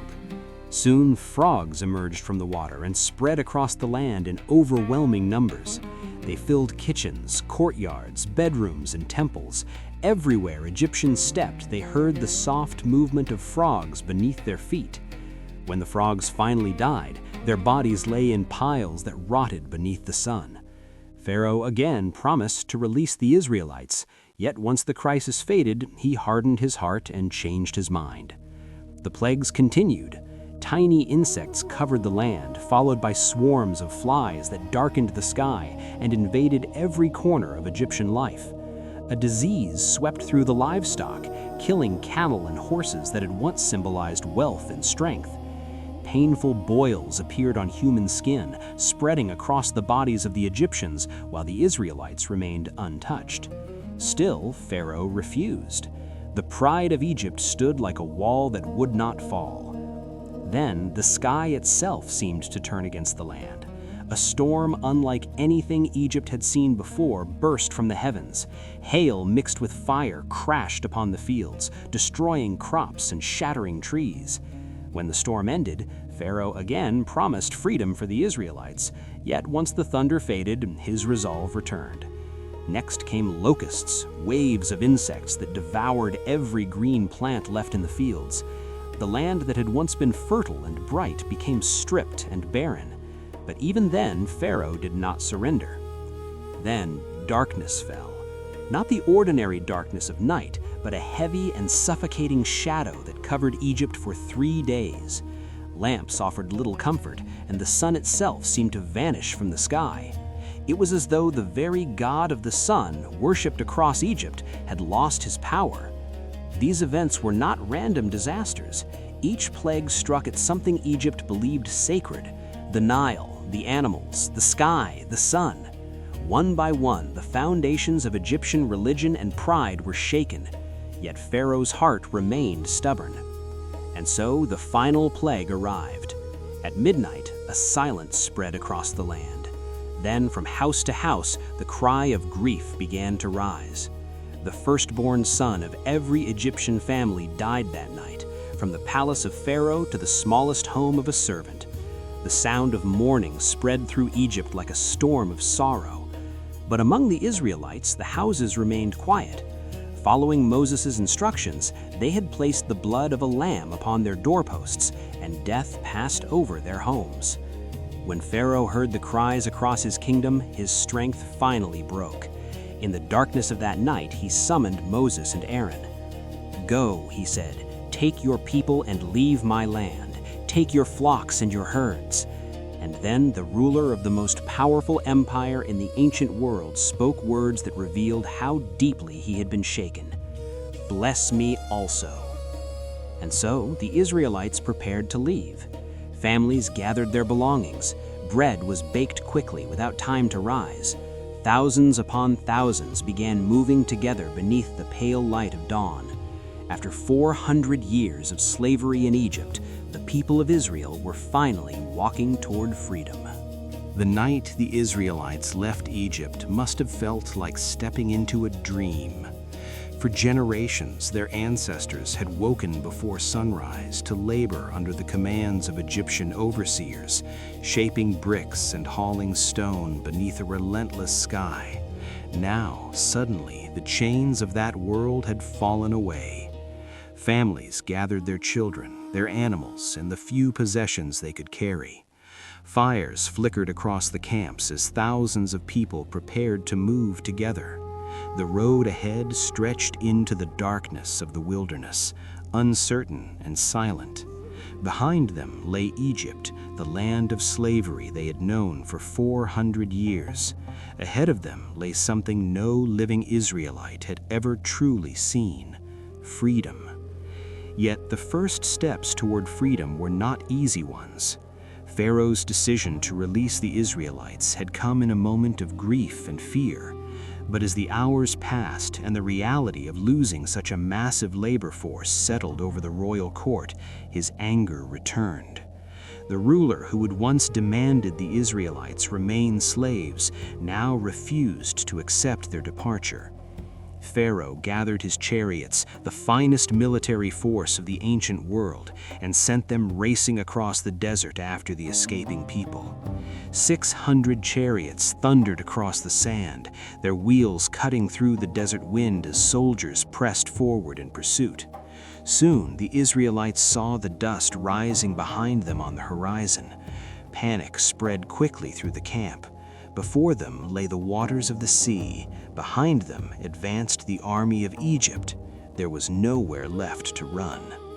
Fear rippled through the people like a sudden storm. Some cried out to Moses in anger and despair. "Were there no graves in Egypt," they said, "that you brought us out here to die in the wilderness?" In that moment, Moses stood before the people, not as a prince, not as a shepherd, but as the leader of a nation that had only just begun to discover its identity. He raised his staff toward the sea, and as night fell across the desert, a wind began to blow. The ancient text describes it as an east wind, powerful and steady, pushing against the waters through the darkness of the night. Hour after hour, the wind moved across the surface of the sea until something extraordinary began to happen. The waters parted. Slowly, the sea pulled back, forming towering walls of water on both sides. Between them, a path of dry ground appeared where moments earlier waves had rolled. The people watched in silence, disbelief spreading through the crowd as the path stretched out before them. Then, the first steps were taken. Families began walking into the open space between the walls of water. Mothers carried sleeping children. Elders leaned on walking sticks. The long line of people moved forward across the sea floor beneath the quiet light of the night sky. Perhaps 2 million men, women, and children crossed that path together, leaving the shore of Egypt behind them. When Pharaoh's army reached the sea, they did not stop. Confident in their strength, the chariots followed the Israelites into the parted waters. But the moment the last of the Israelites reached the opposite shore, Moses lifted his staff once more. The wind ceased, the walls of water collapsed, the sea returned to its place, and the chariots of Egypt vanished beneath the waves. For the first time in 4 centuries, the Israelites stood on the far shore as free people. Yet freedom did not immediately lead them into the Promised Land. Instead, their journey carried them deeper into the wilderness. Eventually, they came to a mountain called Sinai, a place where thunder rolled across the sky and lightning flashed against the stone cliffs. There, according to the ancient tradition, Moses climbed the mountain and entered into the presence of God. When he returned, he carried 2 tablets of stone. Upon those tablets were written the 10 Commandments, laws that would shape the moral and spiritual identity of the nation of Israel. The commandments spoke of justice, faithfulness, and loyalty to one God above all others. They formed a covenant, an agreement between the people and the God who had led them out of Egypt. If the people followed these laws, the land promised to Abraham would belong to them. Yet, even as the covenant was being established, the people struggled with patience and faith. While Moses remained on the mountain for many days, the Israelites grew anxious. They built a golden calf and worshipped it as though the God who had freed them had vanished. Anger and disappointment filled the camp when Moses returned. And as the journey continued toward the land of Canaan, another moment of fear changed their future. When scouts were sent to explore the land ahead, they returned describing powerful cities and strong warriors. The people panicked. Some begged to return to Egypt rather than face the unknown. And because of that fear, the generation that had left Egypt would not enter the Promised Land. Instead, they wandered the desert for 40 years until a new generation rose to take their place. Moses himself would guide them through those long years of wandering, yet the end of his journey came before the destination.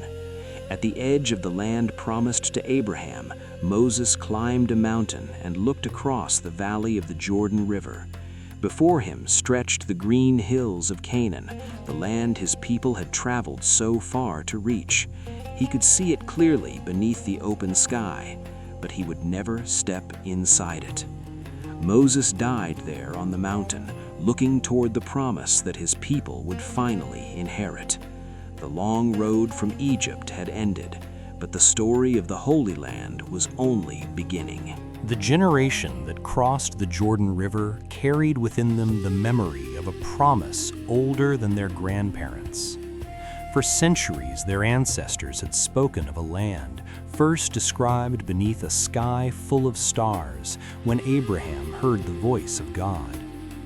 Now that promise stood before them as a real landscape of hills, rivers, fields, and fortified cities. The Israelites had wandered through the desert for 40 years, watching an entire generation pass away before their eyes. They had buried their parents in the sands of the wilderness. Now their children stepped forward to inherit the future that had been delayed for so long. At their head stood Joshua, the man chosen to succeed Moses. Joshua was not like the prophet who had led the people out of Egypt. Moses had been hesitant, often overwhelmed by the weight of leadership. Joshua was different. He was a soldier, a commander shaped by years of survival in the desert. If Moses had been the voice of liberation, Joshua became the instrument of conquest. The land before them, Canaan, was not empty. It was already home to ancient peoples whose cities had stood for generations. One of the first obstacles in their path was Jericho, a city so old that its walls had witnessed centuries of history long before the Israelites arrived. Jericho rose from the plain like a fortress of stone and mud brick, its thick walls circling the city in layers designed to repel invading armies. Its gates were sealed, its defenders watched from the ramparts. Everyone inside the city knew that a massive population of nomadic newcomers now camped outside the walls, and the Israelites knew that Jericho blocked the entrance to the land they believed had been promised to them. The tension between the two worlds was unavoidable, but the strategy Joshua received was unlike anything a general might normally expect. According to the ancient tradition recorded in the history of Israel, God instructed Joshua not to attack the city with siege engines or ladders. Instead, the people were told to march around the walls once each day for 6 days. 7 priests would walk ahead of the Ark of the Covenant, carrying trumpets made from ram's horns. The rest of the people would follow silently behind. Imagine the strange scene that unfolded beneath the desert sun. An army did not charge the city, it walked. Day after day, the Israelites circled Jericho in silence, the only sound the echo of footsteps and the occasional blast of a horn. From the walls, the inhabitants of Jericho must have watched in confusion.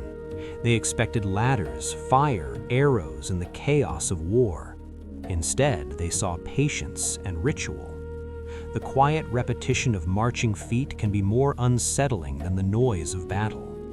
On the 7th day, the instructions changed. The Israelites were told to march around the city 7 times.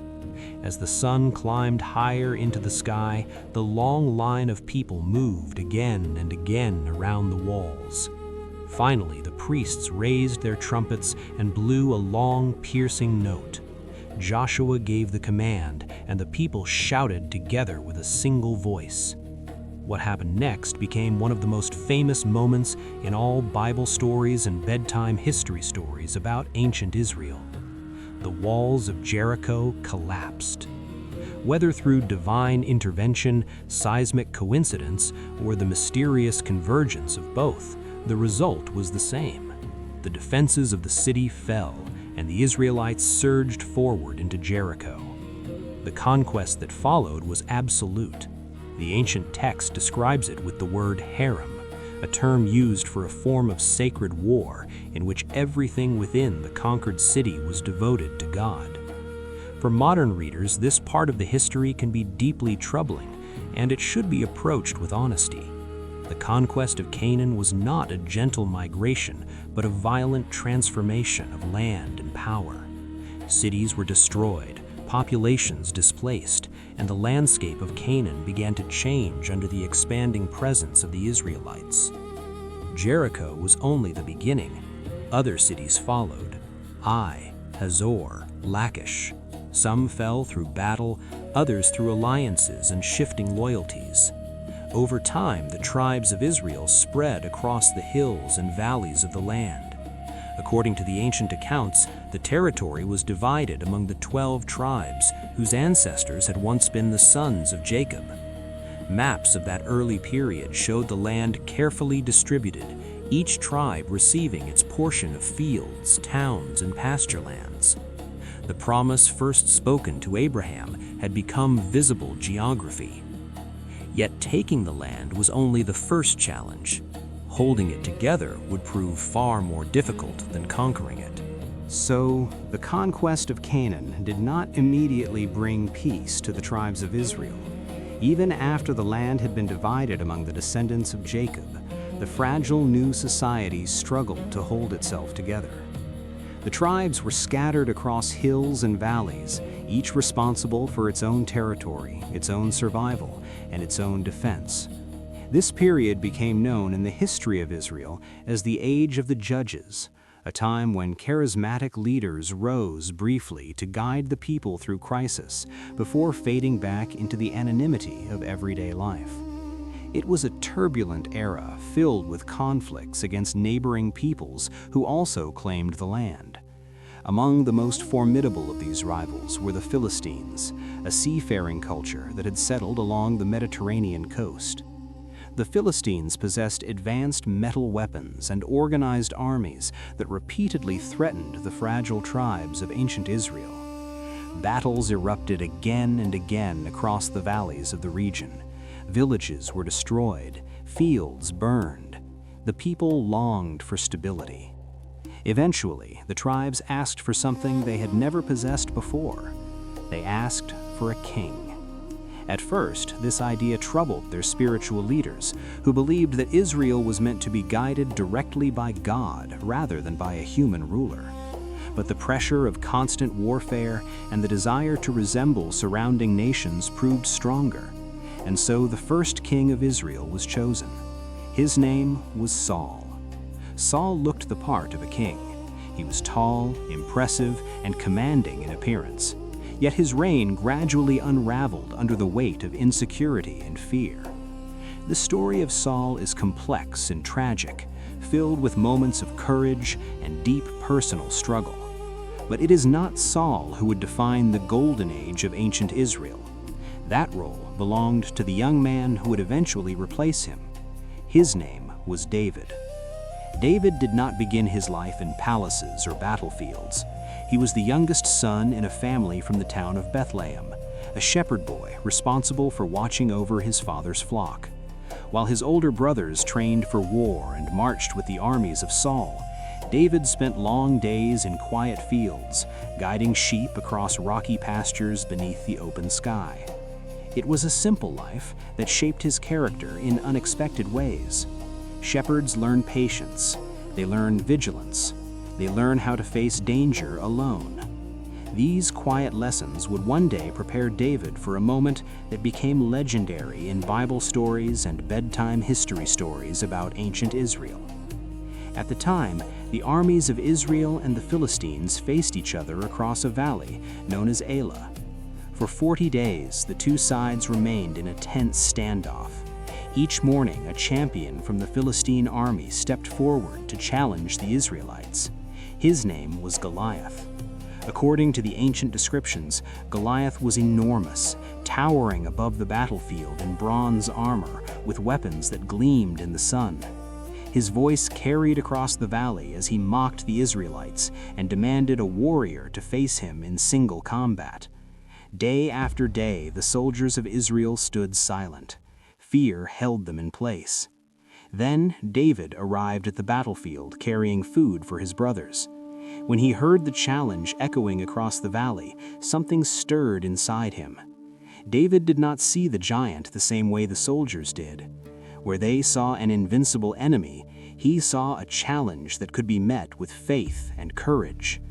Rejecting the heavy armor offered to him, David walked forward with only a sling and 5 smooth stones taken from a nearby stream. The scene must have appeared almost absurd to the watching armies, a teenage shepherd confronting a towering warrior armed for battle. But the outcome changed history. David swung the sling, releasing a single stone that struck Goliath in the forehead. The giant collapsed onto the ground, and the Philistine army scattered in shock. In that moment, David became more than a shepherd. He became a symbol of possibility for the people of Israel.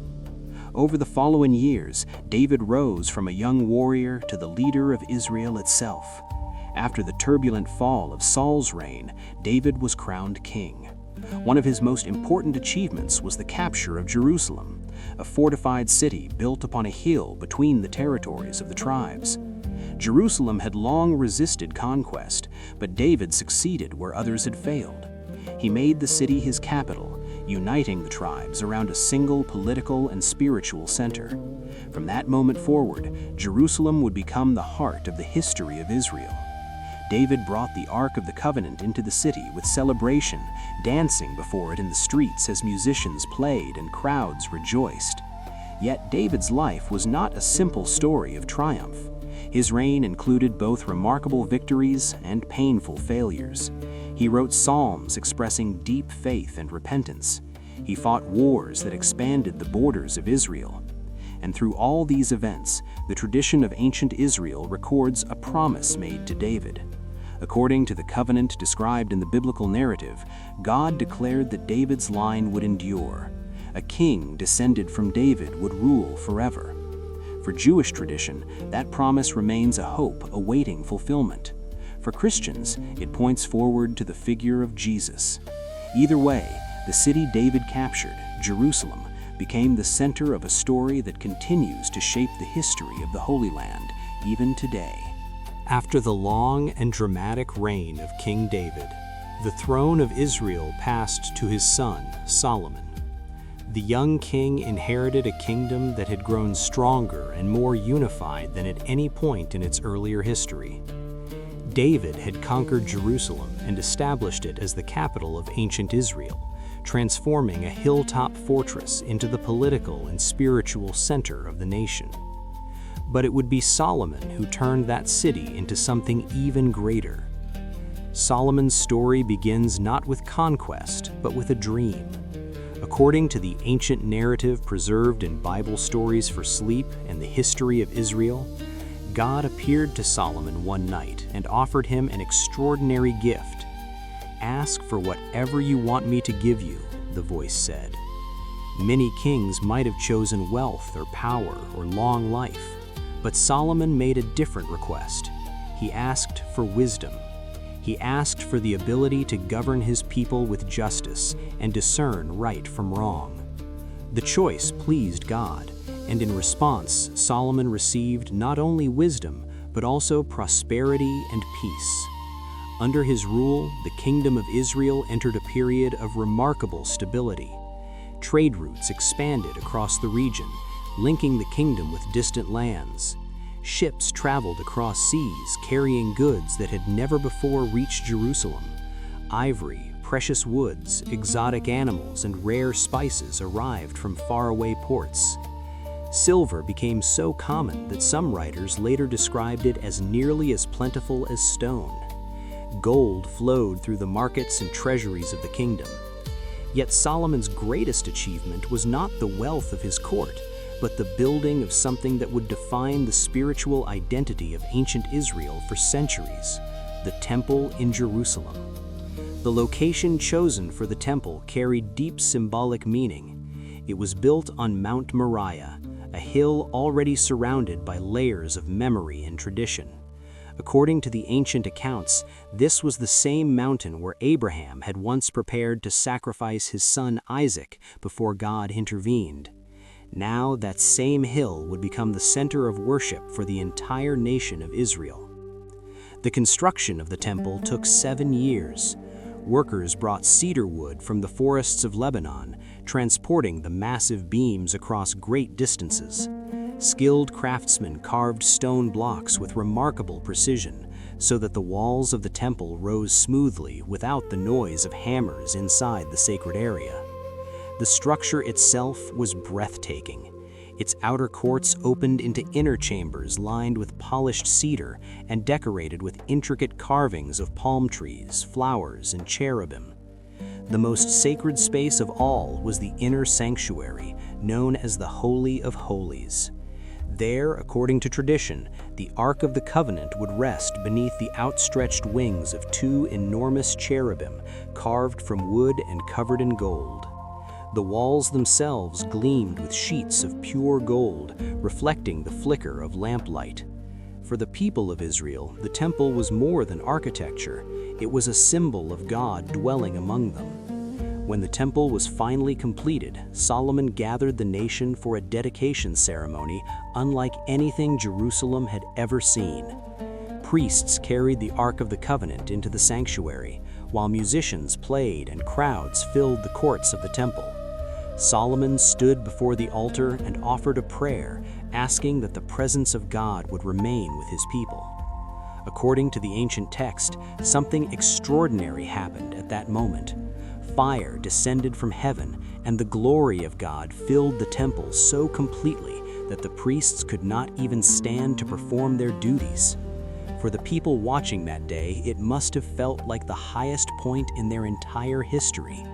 The promise first spoken to Abraham had reached its most visible fulfillment. A people had become a nation. A wandering tribe had become a kingdom. Jerusalem had become the spiritual center of the Holy Land.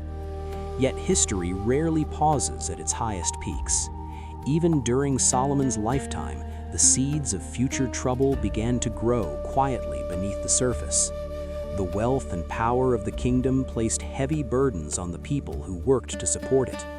Political alliances brought new influences and foreign customs into the royal court. And after Solomon's death, the unity of the kingdom would begin to fracture. The golden age of ancient Israel would not last forever. The temple that seemed eternal would one day be destroyed, not once, but twice, and the echoes of those future events would shape the story of the Holy Land for thousands of years to come. For now, though, imagine Jerusalem at the height of its glory, the temple shining beneath the sun, its golden surfaces reflecting light across the hills of the city, the sound of prayers rising into the evening air. For a brief moment in the long history of Israel, heaven and earth seemed almost close enough to touch. Solomon's temple stood for nearly 4 centuries, shining above Jerusalem like a promise carved in stone. But even the greatest golden ages are fragile. When Solomon died, the unity he had held together with wisdom and authority began to unravel almost immediately. His son Rehoboam inherited the throne of Judah, but he did not inherit his father's judgment. Representatives from the northern tribes came to him with a simple request. During Solomon's reign, the kingdom had grown wealthy, but the people had paid heavily for it. Taxes had been high, labor demands constant. Now they asked for relief. "Lower the burden placed upon us," they said, "and we will serve you gladly." It was a moment that could have preserved the unity of ancient Israel. Instead, it became the moment everything shattered. Rehoboam consulted his advisors. The older counselors urged humility. "If you serve the people today," they told him, "they will serve you forever." But the young king chose to listen to the younger voices around him, men who believed power must be displayed rather than earned. Rehoboam answered the northern tribes with arrogance that echoed through the history of Israel like a crack of thunder. "My father disciplined you with whips," he declared, "but I will discipline you with scorpions." Those words split the kingdom in two. 10 tribes in the north rejected his rule and formed their own nation called Israel. The southern tribes remained loyal to the house of David, forming the kingdom of Judah. Jerusalem, the city of David and the home of Solomon's temple, remained in the south. One people had become 2 nations, divided not by language or faith, but by pride and political failure. In the quiet unfolding of Israeli Palestine history, this moment marked the beginning of a long decline. The northern kingdom of Israel was rich but unstable. Kings rose and fell rapidly. Alliances shifted. Prophets warned that the nation had abandoned the covenant that once held them together. But warnings are easy to ignore when life seems comfortable. Then, in 722 BC, a new power from the north arrived like a storm. The Assyrian Empire was the most feared military force of the ancient world. Its armies moved with brutal efficiency, conquering cities and deporting populations to prevent rebellion. When the Assyrians invaded Israel, the northern kingdom collapsed quickly. Its capital, Samaria, fell after a long siege. What happened next changed the fate of the 10 northern tribes forever. The Assyrians deported large portions of the population and scattered them across distant provinces of their empire. Families were separated, communities dissolved. Over generations, the deported Israelites were absorbed into surrounding cultures. Their language faded, their identity blurred. History remembers them today as the 10 lost tribes of Israel. An entire nation simply vanished into the currents of time, leaving behind only fragments of memory and legend. The southern kingdom of Judah watched all of this unfold with uneasy relief. Jerusalem still stood. Solomon's temple still rose above the city walls. For a time, it seemed Judah might survive where Israel had fallen. But history rarely grants safety to those who ignore its warnings. Over the next century, the great empires of the ancient world continued to struggle for control of the Middle East. Assyria eventually weakened, and a new power rose from the east, Babylon. Under the rule of Nebuchadnezzar II, Babylon expanded rapidly, swallowing territories across the region. Jerusalem soon found itself caught in the path of that expansion. When Judah rebelled against Babylonian authority, Nebuchadnezzar responded with overwhelming force. In 586 BC, the Babylonian army surrounded Jerusalem. The siege lasted many terrible months. Food disappeared.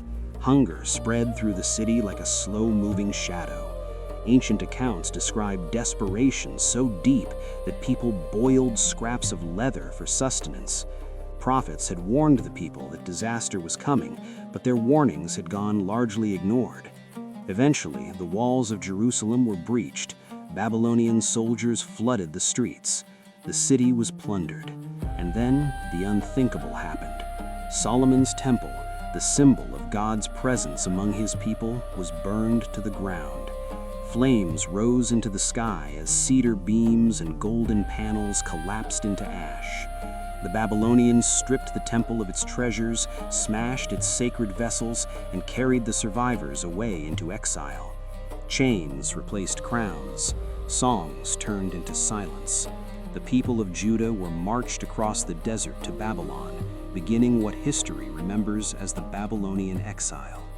Along the rivers of Babylon, far from Jerusalem, the exiles sat in sorrow. They hung their harps on the branches of willow trees because they could no longer bring themselves to sing the songs of Zion. The land promised to Abraham seemed impossibly distant now. Jerusalem was in ruins, the temple was gone, and for many it felt as though the promise itself had died. And yet, the story of this people has never been a straight line towards silence. Again and again, even in the deepest shadows of exile, something unexpected happens. The Babylonian exile felt like the end of everything. Jerusalem was destroyed, Solomon's temple reduced to ashes, and the people of Judah were scattered across a foreign empire. But history has a way of turning slowly, almost imperceptibly, like a great wheel moving through time. In 539 BC, that wheel turned once more. The Babylonian Empire fell to a new power rising from the east, Persia. Its king, Cyrus the Great, conquered Babylon without destroying the city, and what he did next surprised the entire ancient world. Instead of crushing the peoples Babylon had conquered, Cyrus allowed many of them to return to their homelands. Among them were the Jews, who had lived for decades along the rivers of Babylon. The decree of Cyrus allowed them to go back to Jerusalem. It must have been a strange and fragile journey home. Imagine walking across the desert toward a city that existed only in memory. The older generation remembered its walls, its markets, its temple shining with gold. But for many younger people born in exile, Jerusalem was almost mythical, a place described in stories and prayers, but never seen with their own eyes. When the first groups returned, the city they found was not the Jerusalem their ancestors had known. The walls were broken, the streets were quiet, The Temple Mount was an empty scar of blackened stone where Solomon's temple had once stood. Slowly, patiently, the returning exiles began to rebuild. The temple was constructed again, though it was smaller and far less magnificent than the one Solomon had built centuries earlier. Ancient texts describe how the old priests who had seen the original temple wept when they saw the new one rise. It was still sacred, still the center of worship, but it carried the quiet memory of what had been lost. For a time, Jerusalem lived again. The people prayed, the temple sacrifices resumed, and the fragile sense of restoration began to settle across the land. But the Middle East has always been a crossroads of empires, and Jerusalem sat directly in their path. Over the next centuries, the land passed from one ruler to another. The Persians governed the region for generations, allowing the Jewish community to practice its religion and maintain its traditions. Then, in 332 BC, a young conqueror from Macedonia arrived. Alexander the Great swept across the ancient world with astonishing speed, defeating the Persian Empire and bringing Greek culture into every land he conquered. Jerusalem became part of the Hellenistic world. Greek language, philosophy, and customs spread through the region. For some Jews, this influence was fascinating and exciting. For others, it felt like a slow erosion of their identity. After Alexander's death, his generals fought over his vast empire, dividing it like wolves sharing a fallen animal. The land of Israel shifted between rival Greek kingdoms, and tensions within the Jewish community grew. Eventually, those tensions exploded into rebellion. In 164 BC, a priestly family known as the Maccabees led a revolt against the Greek rulers who had attempted to impose foreign religious practices upon Jerusalem. Against overwhelming odds, the rebels succeeded. They retook the temple and purified it, rededicating the sacred space to the worship of God. That moment is still remembered today in the Jewish festival of Hanukkah, the celebration of light returning after darkness. For a brief period, the Jewish people ruled their land once more. But once again, the fragile independence of Jerusalem existed beneath the shadow of a larger empire waiting beyond the horizon. In 63 BC, the Roman general Pompey marched into Jerusalem and claimed the city for Rome. Roman power would shape the destiny of the Holy Land for centuries. Pompey himself entered the temple and stepped into the Holy of Holies, the most sacred place in Judaism. What he found there surprised him. The room was empty. The Ark of the Covenant, once the heart of Israel's worship, had vanished long before, lost somewhere in the storms of history. Rome did not rule Jerusalem directly at first. Instead, it placed client kings on the throne, rulers loyal to the empire. The most famous of these was Herod the Great. Herod was both brilliant and ruthless. He launched enormous construction projects across the region, rebuilding Jerusalem's temple on a scale that astonished the ancient world.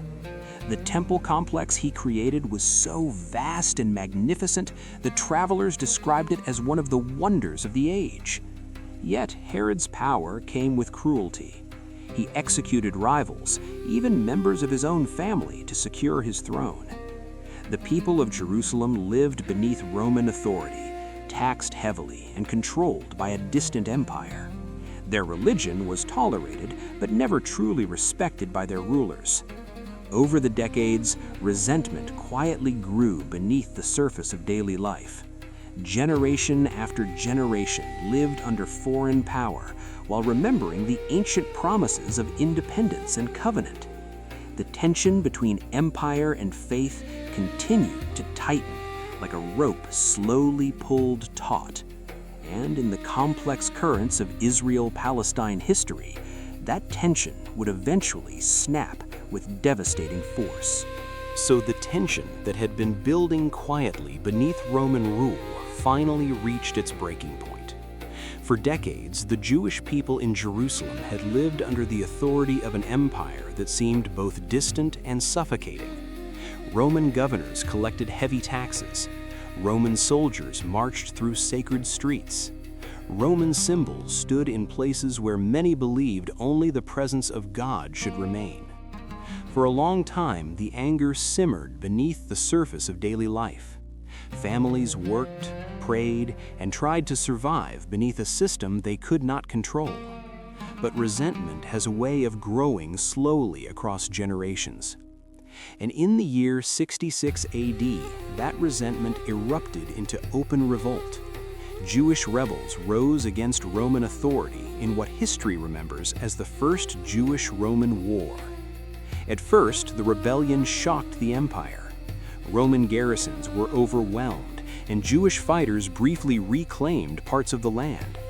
In Jerusalem, there was a powerful sense that history might turn once again. Perhaps the ancient promise would return. Perhaps foreign rulers would finally be driven away.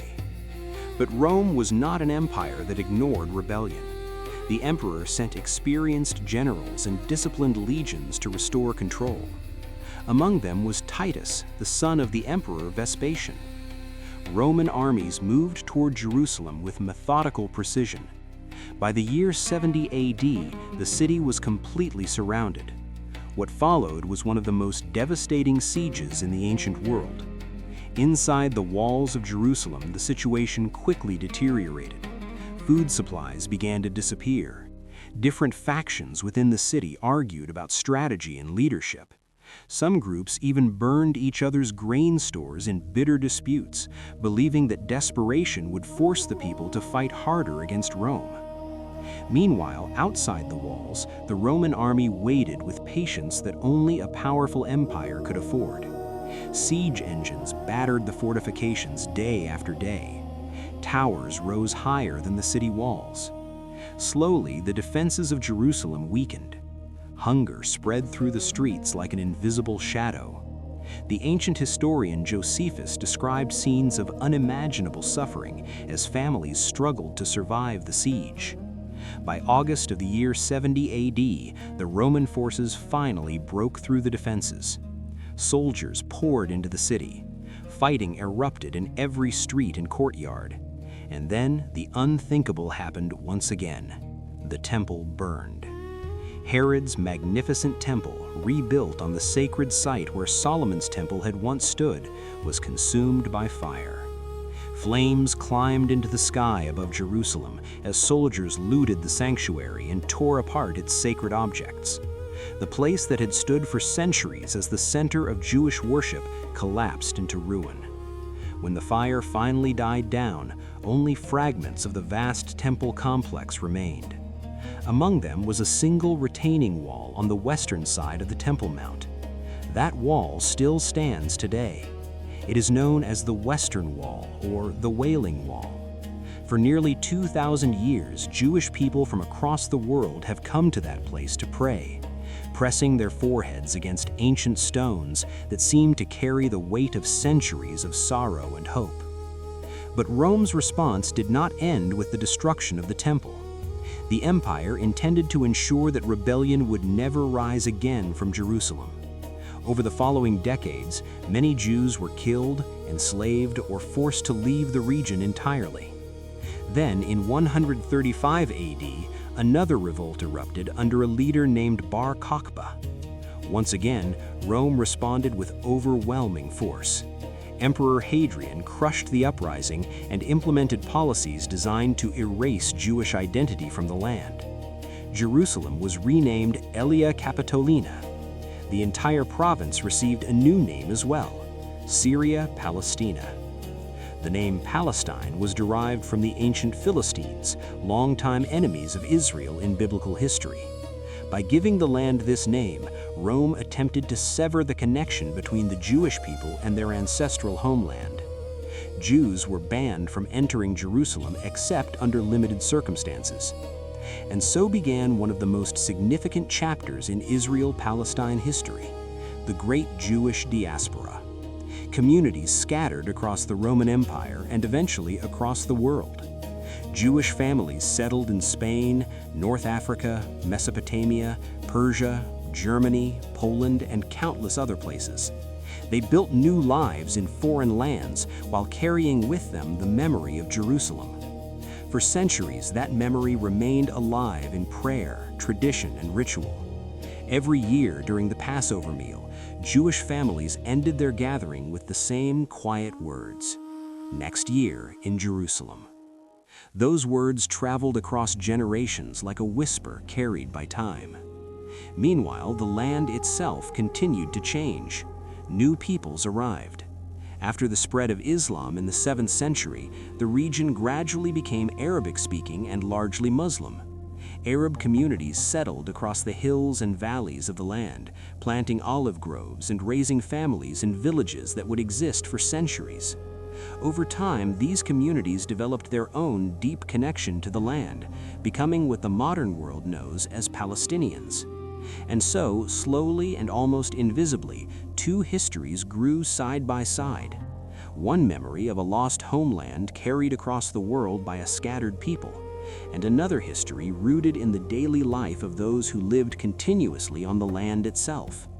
Two peoples, one land, both believing the same hills, the same stones, the same city of Jerusalem belonged to them. In the quiet glow of this history for sleep, the fire that began in ancient times has never completely faded. It has only changed shape as centuries passed. And the story now moves forward, slowly approaching the modern world where that ancient fire would ignite once more. For nearly 2,000 years after the Roman destruction of Jerusalem, the Jewish people lived scattered across the world. From Spain to Poland, from Morocco to Iraq, from the crowded streets of European cities to distant villages along trade routes, Jewish communities carried with them a quiet and persistent memory. It was not simply a memory of a city, but of a promise. Jerusalem existed in prayer, in poetry, and in ritual. At the end of every Passover meal, families spoke the same words their ancestors had repeated for centuries: "Next year in Jerusalem." It was a phrase both hopeful and impossible, because for most of those 2,000 years, the idea of returning to the land seemed like a dream that belonged to Scripture more than to history. Yet history has a strange habit of reviving dreams long thought unreachable. In the late 19th century, the Jewish world began to change. Across Europe, waves of anti-Jewish violence were spreading. In the Russian Empire, entire villages were attacked in violent pogroms that forced thousands of families to flee their homes. Jewish communities who had lived in Eastern Europe for generations suddenly realized how fragile their safety truly was. At the same time, Western Europe was experiencing its own shock of prejudice. In France, a Jewish army officer named Alfred Dreyfus was falsely accused of treason.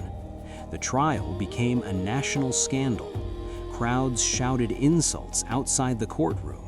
Newspapers filled their pages with conspiracy theories and hatred.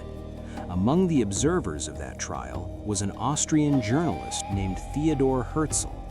As he watched the spectacle unfold, Herzl came to a conclusion that would reshape Israel Palestine history. Assimilation, he believed, would never truly protect the Jewish people. No matter how integrated Jewish communities became, they would always remain vulnerable as a minority. Herzl proposed a radical idea that seemed almost unimaginable at the time. The Jewish people should return to the land of their ancestors and establish a homeland of their own. He called this movement Zionism, named after Zion, one of the ancient poetic names for Jerusalem. The vision was enormous. After centuries of exile, the descendants of Abraham would once again gather in the land described in the Bible.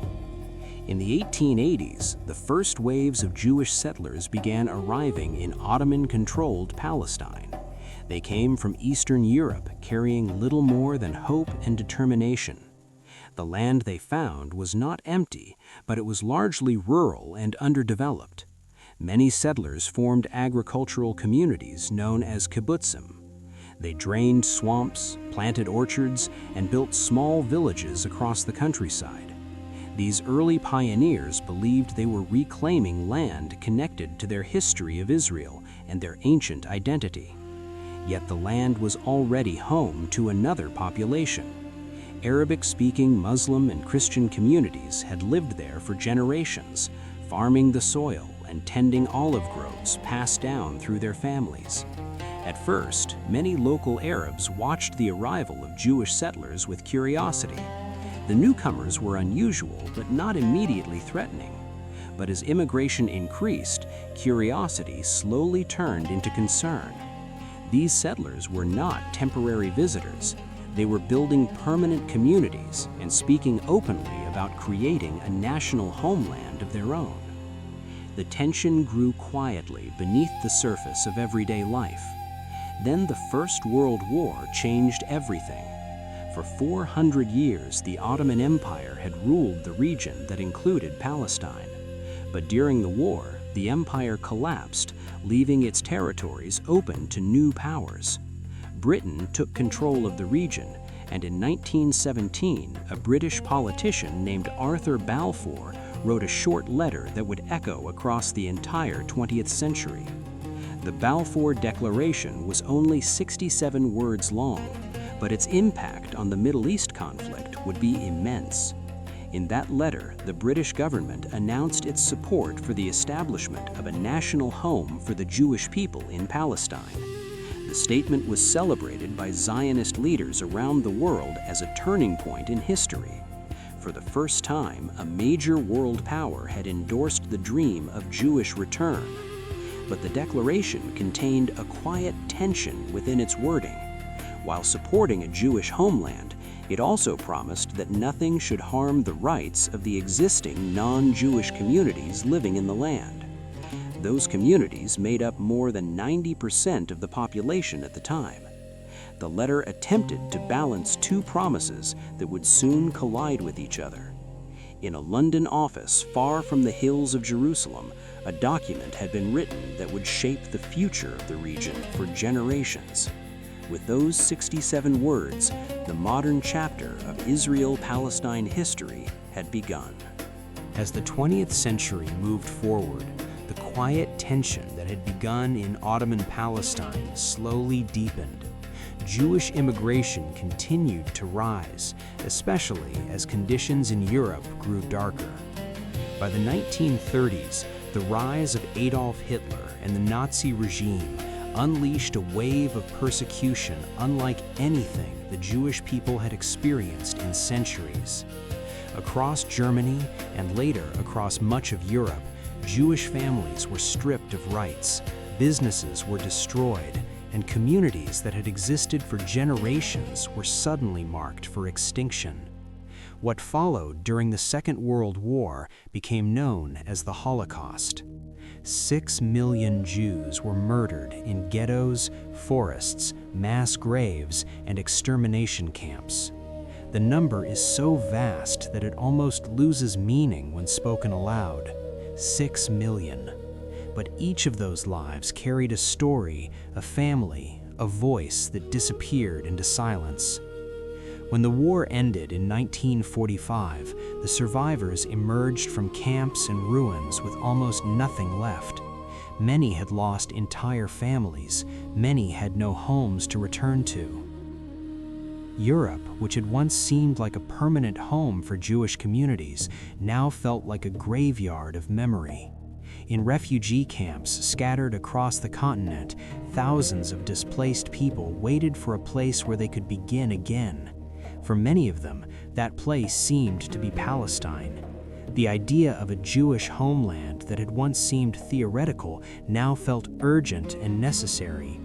Ships filled with survivors began sailing toward the eastern Mediterranean, carrying people who had endured unimaginable loss. But the land they were sailing toward was not empty. Palestinian Arab communities had lived there for generations.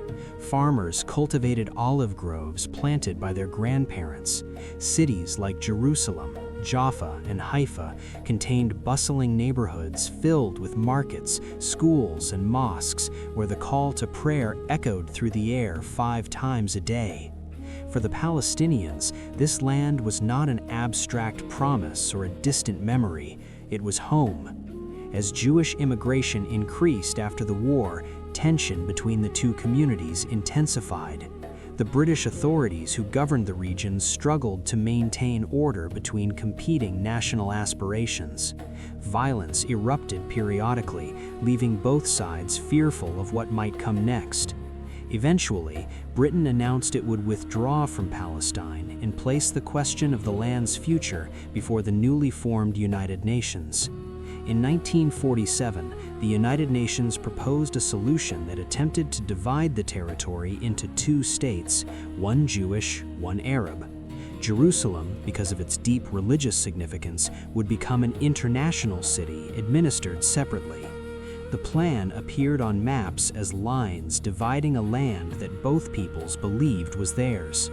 Jewish leaders accepted the proposal, seeing it as the long-awaited realization of the dream that had begun with Zionism. Arab leaders rejected it. To them, the plan looked like a foreign decision imposed upon a land where the majority of inhabitants were not Jewish.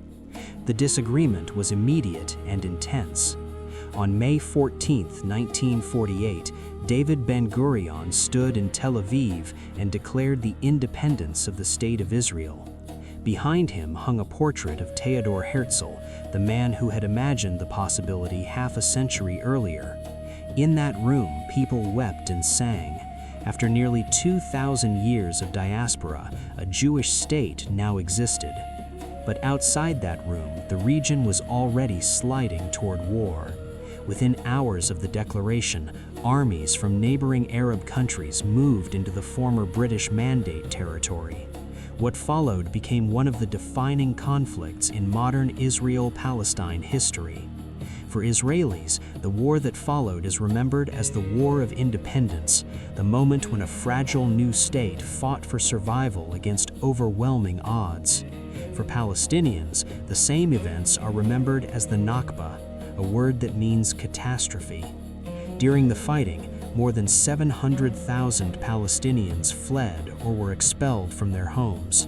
Entire villages were emptied as families sought safety across borders in Gaza, the West Bank, Lebanon, and Jordan. Many believed they would return within weeks once the fighting ended.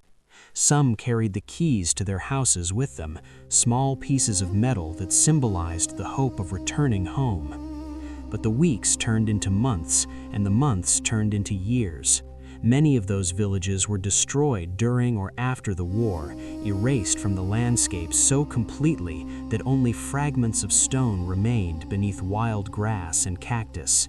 Generations of Palestinian refugees grew up in camps scattered across the Middle East, holding on to stories of towns and orchards they had never seen. At the same time, the new state of Israel absorbed Jewish immigrants from Europe and from Jewish communities across the Middle East and North Africa.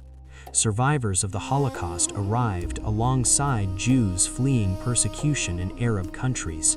They built cities, farms, and institutions in a land that now carried the weight of multiple histories. 2 peoples had emerged from the same moment with 2 very different memories. For Jews, the creation of Israel meant safety after centuries of exile and persecution.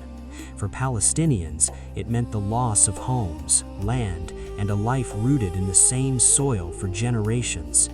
Both narratives were shaped by deep suffering.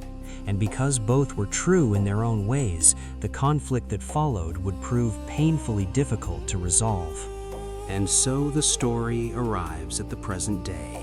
Though in truth, it never really arrives anywhere. It simply continues.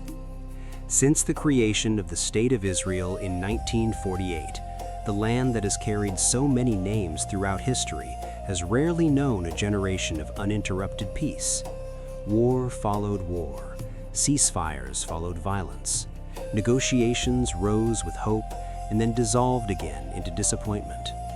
The modern chapters of Israel Palestine history are complex and painful, filled with moments of courage and moments of tragedy that echo through the lives of ordinary people on both sides. In 1967, a brief but decisive conflict known as the Six-Day War reshaped the geography of the region. During those 6 days, Israel captured the West Bank, the Gaza Strip, the Sinai Peninsula, and the Golan Heights. Most significantly, the eastern half of Jerusalem came under Israeli control. For the first time since the Roman era, the entire city of Jerusalem was under Jewish authority. Israeli soldiers reached the Western Wall and stood before the ancient stones that had survived centuries of conquest. Many wept openly. The place that had existed in prayer and memory for nearly 2,000 years was once again accessible to them. Yet victory also created a new reality. With control of these territories came the responsibility and the controversy of governing millions of Palestinians who lived there. Over the following decades, the daily lives of Palestinians in the West Bank and Gaza became shaped by checkpoints, military administration, and political uncertainty.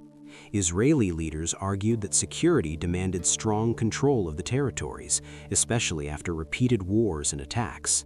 Palestinians argued that living under occupation denied them the freedom to govern their own future. In the decades that followed, both societies experienced cycles of violence and retaliation. Palestinian uprisings known as intifadas erupted, expressing anger and frustration through protests, and sometimes through armed attacks. Israel responded with military force, designed to protect its citizens and maintain control. Each side carried its own memories of loss and fear.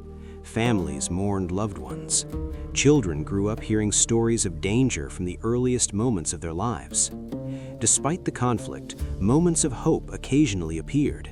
In 1993, the Oslo Accords created a brief sense that peace might finally be possible. On the lawn of the White House, Israeli Prime Minister Yitzhak Rabin and Palestinian leader Yasser Arafat shook hands in front of the world's cameras. For a moment, the possibility of two states living side by side seemed within reach. Yet even hope proved fragile. In 1995, Rabin was assassinated by a Jewish extremist who believed that making territorial concessions to Palestinians betrayed God's promise to Israel. The assassination shocked both societies and reminded the world how deeply history and faith shaped the conflict. In the years that followed, the peace process faltered. New settlements appeared across the West Bank. Security barriers were constructed. Gaza became isolated under blockade after the rise of Hamas. Rockets and airstrikes turned quiet nights into moments of sudden terror. Through all of this, the question that has echoed through thousands of years of history continued to return again and again. Whose land is this? For Jewish Israelis, the answer is rooted in the ancient covenant described in the Bible, the history of Israel stretching back to Abraham, David, and Solomon.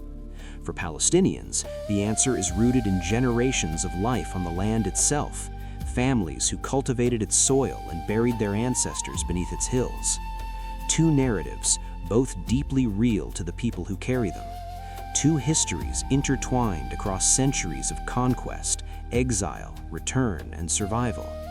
And perhaps that is why the Middle East conflict remains so difficult to resolve. It is not simply a dispute over borders or politics. It is a struggle over identity, memory, and belonging. The human need to look at a place and say, "This is where my story began." Tonight, as we follow this long history for sleep, the land of Jerusalem rests under the same stars that once shone above Abraham's tent thousands of years ago. The same hills, the same desert winds, the same stones that have witnessed countless empires rise and fall. The story of two peoples and one land continues to unfold even now. It will likely continue long after the voices telling it today have faded. But for this moment, as the fire burns low and the night grows quiet, you can let the weight of 4,000 years drift gently away from your thoughts. The story will still be here tomorrow, History always is. For now, breathe slowly. Let the quiet settle. And if sleep comes, let it come like the soft desert wind moving across ancient stones beneath the moon. Good night.